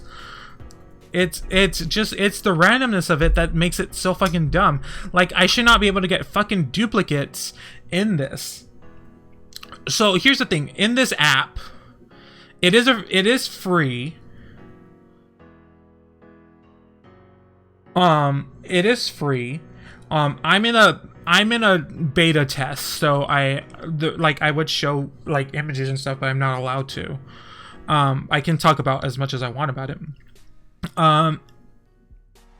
If like what I'm saying, I'm soft locked in because I don't have these characters. If I was capable, I can't pay for anything now. There's no paying for anything in the beta test. But there is a section for it. There's a section that's like, hey, when this game's out, you can buy shit with real money. If I was in at that point where you could buy shit, that would be the only way to progress for me, was to buy loot boxes, to open up. Oh, and by the way, it's a single item loot box. You get one thing. You don't get multiple things. You get one thing. You basically buy a random item. I would have to pay to continue, like, basically. And the thing is, I would be down for paying $5 for an app and just like playing it. Like, it's fun. It's actually fun. That's the problem. It's okay Mario Kart. I do get to give feedback to developers. I'm waiting till the last day for like me to have my full feelings on it. I forget when the beta test ends. I think it ends in like 8 days or something. Oh, and also, it's Mario Kart. You know, Mario Kart's like a big multiplayer game. No one's convinced that you're actually racing against other people. We're all telling ourselves that it's for the beta test that you're not racing against other people, but you would assume during a beta test is when you would be testing the ability to race against other people. I'm pretty sure these are all like bots. These are not real people. I'm facing against the CPU. Just with actual people's names. Because I had a race once where I raced against Andre from Game Explain. I won, by the way, just for the record, but it doesn't matter because I'm not convinced that was a real person. Because like, I do weird shit in the races. I do weird shit because there's like, here, do the challenge where you have to get 5 Koopa hits or whatever. Koopa shell hits. I did that shit, and it was hard because I had to specifically only get green shells, and I was racing as a Koopa. Oh, also, characters have like special like moves, so kind of like double dash, which I like. Problem, they're not balanced. They're not balanced at all. So someone like Bowser can get a big green Koopa shell, like Bowser shell, that hits every character basically. But if he gets the frenzy mode, which is the 3 items where you get a star and you can use it unlimited, then it just destroys, and you also rack up a shit ton of points. But someone like Peach has an item, her special is the heart that protects her, which is a good item in general. But when you get frenzy mode, you only have that one item when you have a fucking star. So it's literally useless. It's literally useless. You're just covered in hearts. So it's not balanced. Well done on the win, nevertheless. Well, I've won a lot. It's like, I think I'm on, how many cups are there? Oh, each cup is also specifically characters like specific, so even if like there's that attached character, oh, by the way, I have not unlocked Larry Koopa, for the record. Larry Koopa's in this game. Basically all the characters are the same ones from Mario Kart 8 Deluxe, minus Bowser Jr. for some reason. I don't know why Bowser Jr. always gets shit out of luck, but oh, and the third-party characters. Not the third-party, but like Splatoon, Animal Crossing. Those aren't in it, because that would get very confusing for a lot of people, especially newbies. But what was I saying? Oh yeah. So each cup is character specific, and they randomly decide whether that character gets like special privileges in that cup. So, like, there's a Rosalina Cup. In every race in the Rosalina Cup, Rosalina gets special privileges. I do not have Rosalina unlocked. But, like, in the Peach Cup, you only get good privileges in this Peach specific level. Which is bullshit, because I'm like, I started out with Peach and now I don't even get to use her like well in her own cup. But yeah, like I have 5 stars on so many levels. Then you get to like King Boo Cup, which I don't have King Boo, Bowser, or Wario unlocked, which is the 3 characters that these levels are attached to. And I have 2 stars. I have 2 stars on each one because that's as good as I can get. Because I only have characters with 1 item slot. If I had 2 item slots, it would be a different story. I could probably get a 3rd star. But I only get 1 item slot. So basically I get 7th place every time. I get just barely 4,000 points. And it just doesn't... It's fucking bullshit. It's the worst. I do want to say a good thing though. Because this game does something that I really, really, really like. There are some levels where you do it in reverse. You race on the track backwards. And I love that. That's something I've been wanting in Mario Kart for so long. And they actually do it. I think it's super cool. And it's like, I want that to be implemented in real... Like, that's how I feel about this game. I feel like it's a fake Mario Kart game.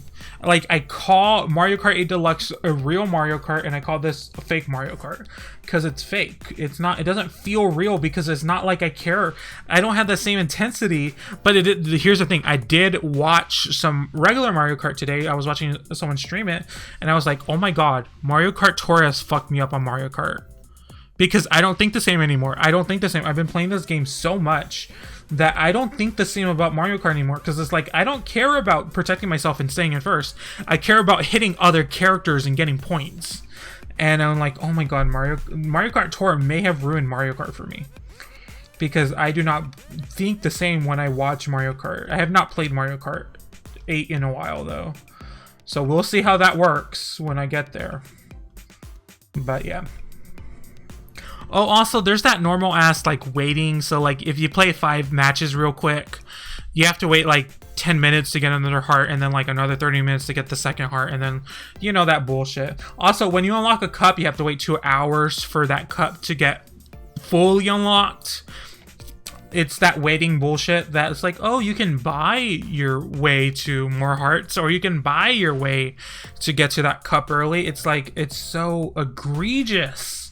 It's the most egregious thing. I don't know when full release is coming out. They're calling it Beta Test 1. So, assuming there's going to be more beta tests, it feels like a fully finished game. It feels like it's a completed game. Because again, it's probably the best implementation, best way they can do Mario Kart on mobile fully. And by the way, people are going to hate how this plays. They're going to hate it. Oh, you want to talk about some bullshit? So, how it works, it kind of works like the auto...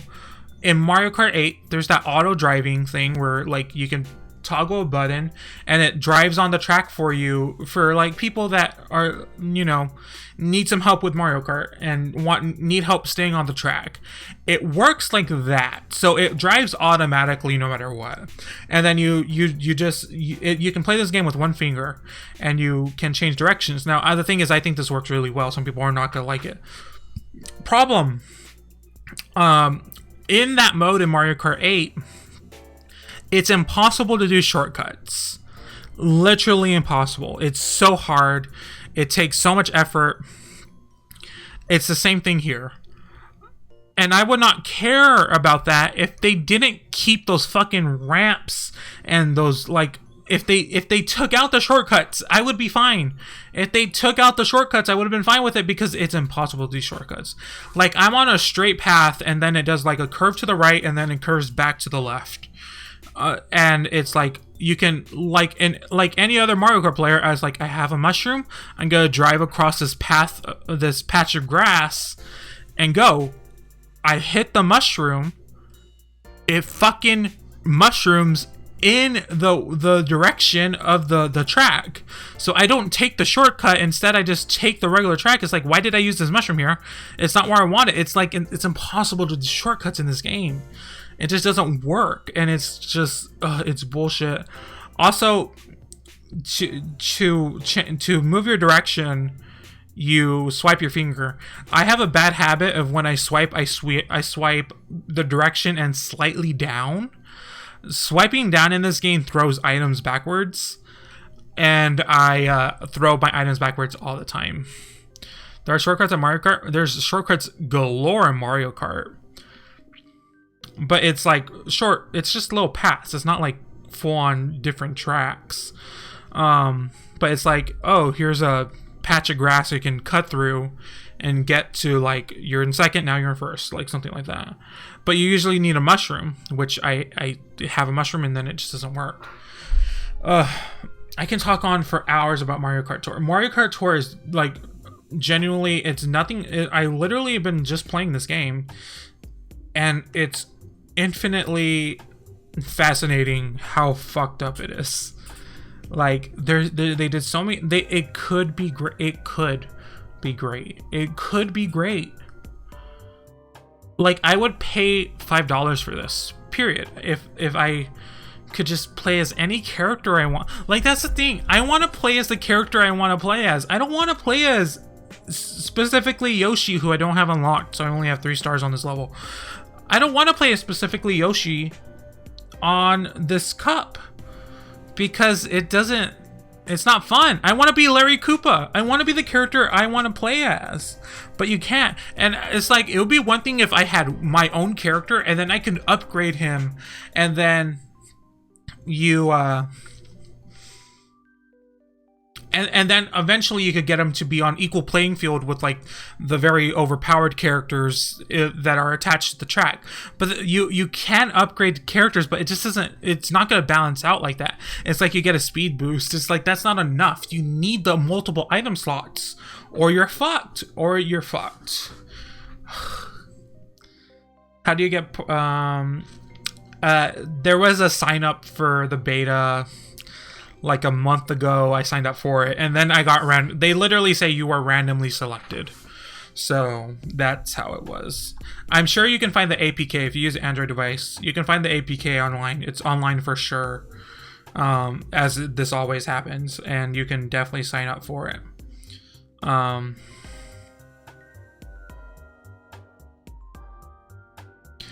yeah, there are challenge levels which I think are fun.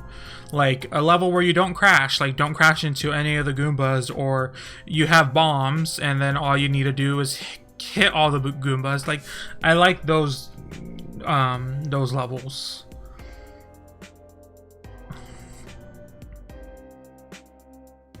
But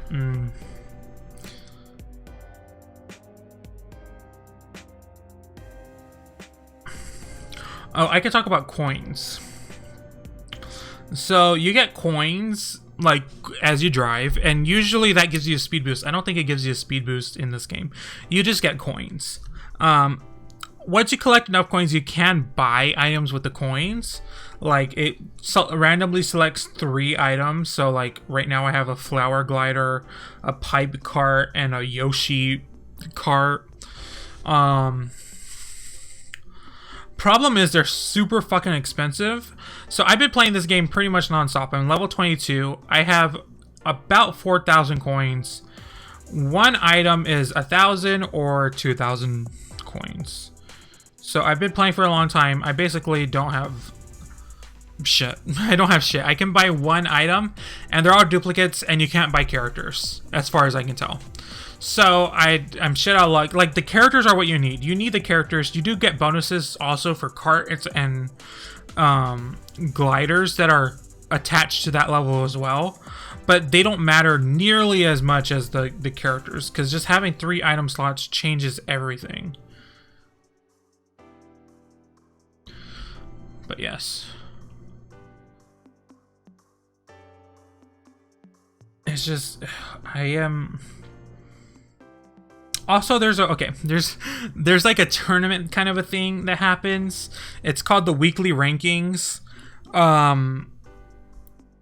where you are part of a group of people, and and I don't even know how to explain it. But basically, it picks a cup. Your collective points on a cup is added up, and then whoever has the most points wins. After like a week of, this tournament happening, every single person in the world right now is in first place. Like individually on their own screen, they are first place because there's literally no connection besides names in people's games. There's no connection.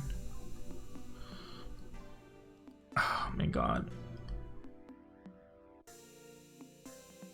I'm trying to get through it. See what else I can think of. I've had so many thoughts about it for the past week.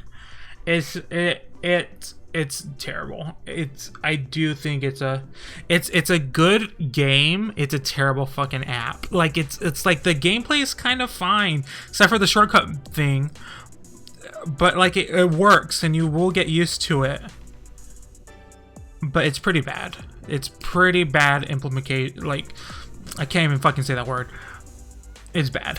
It's bad. I can't anymore. So have I gone on long enough? I could keep going. I have more to say, more to do. If I get another fucking duplicate, I am actually soft locked. That is pretty amazing. So that's fun. I think I'm done. I think I'm done. I think I need to stop. So we're gonna end it here. Also, I have a hard time not wanting to play the game as I talk about it. It's 5 a.m. but go up. Yeah, I'm gonna end it. Thank you guys so much for hanging out with me. It's gonna be weird. 2 weeks, and there's only gonna be one episode to talk about for Drag Race.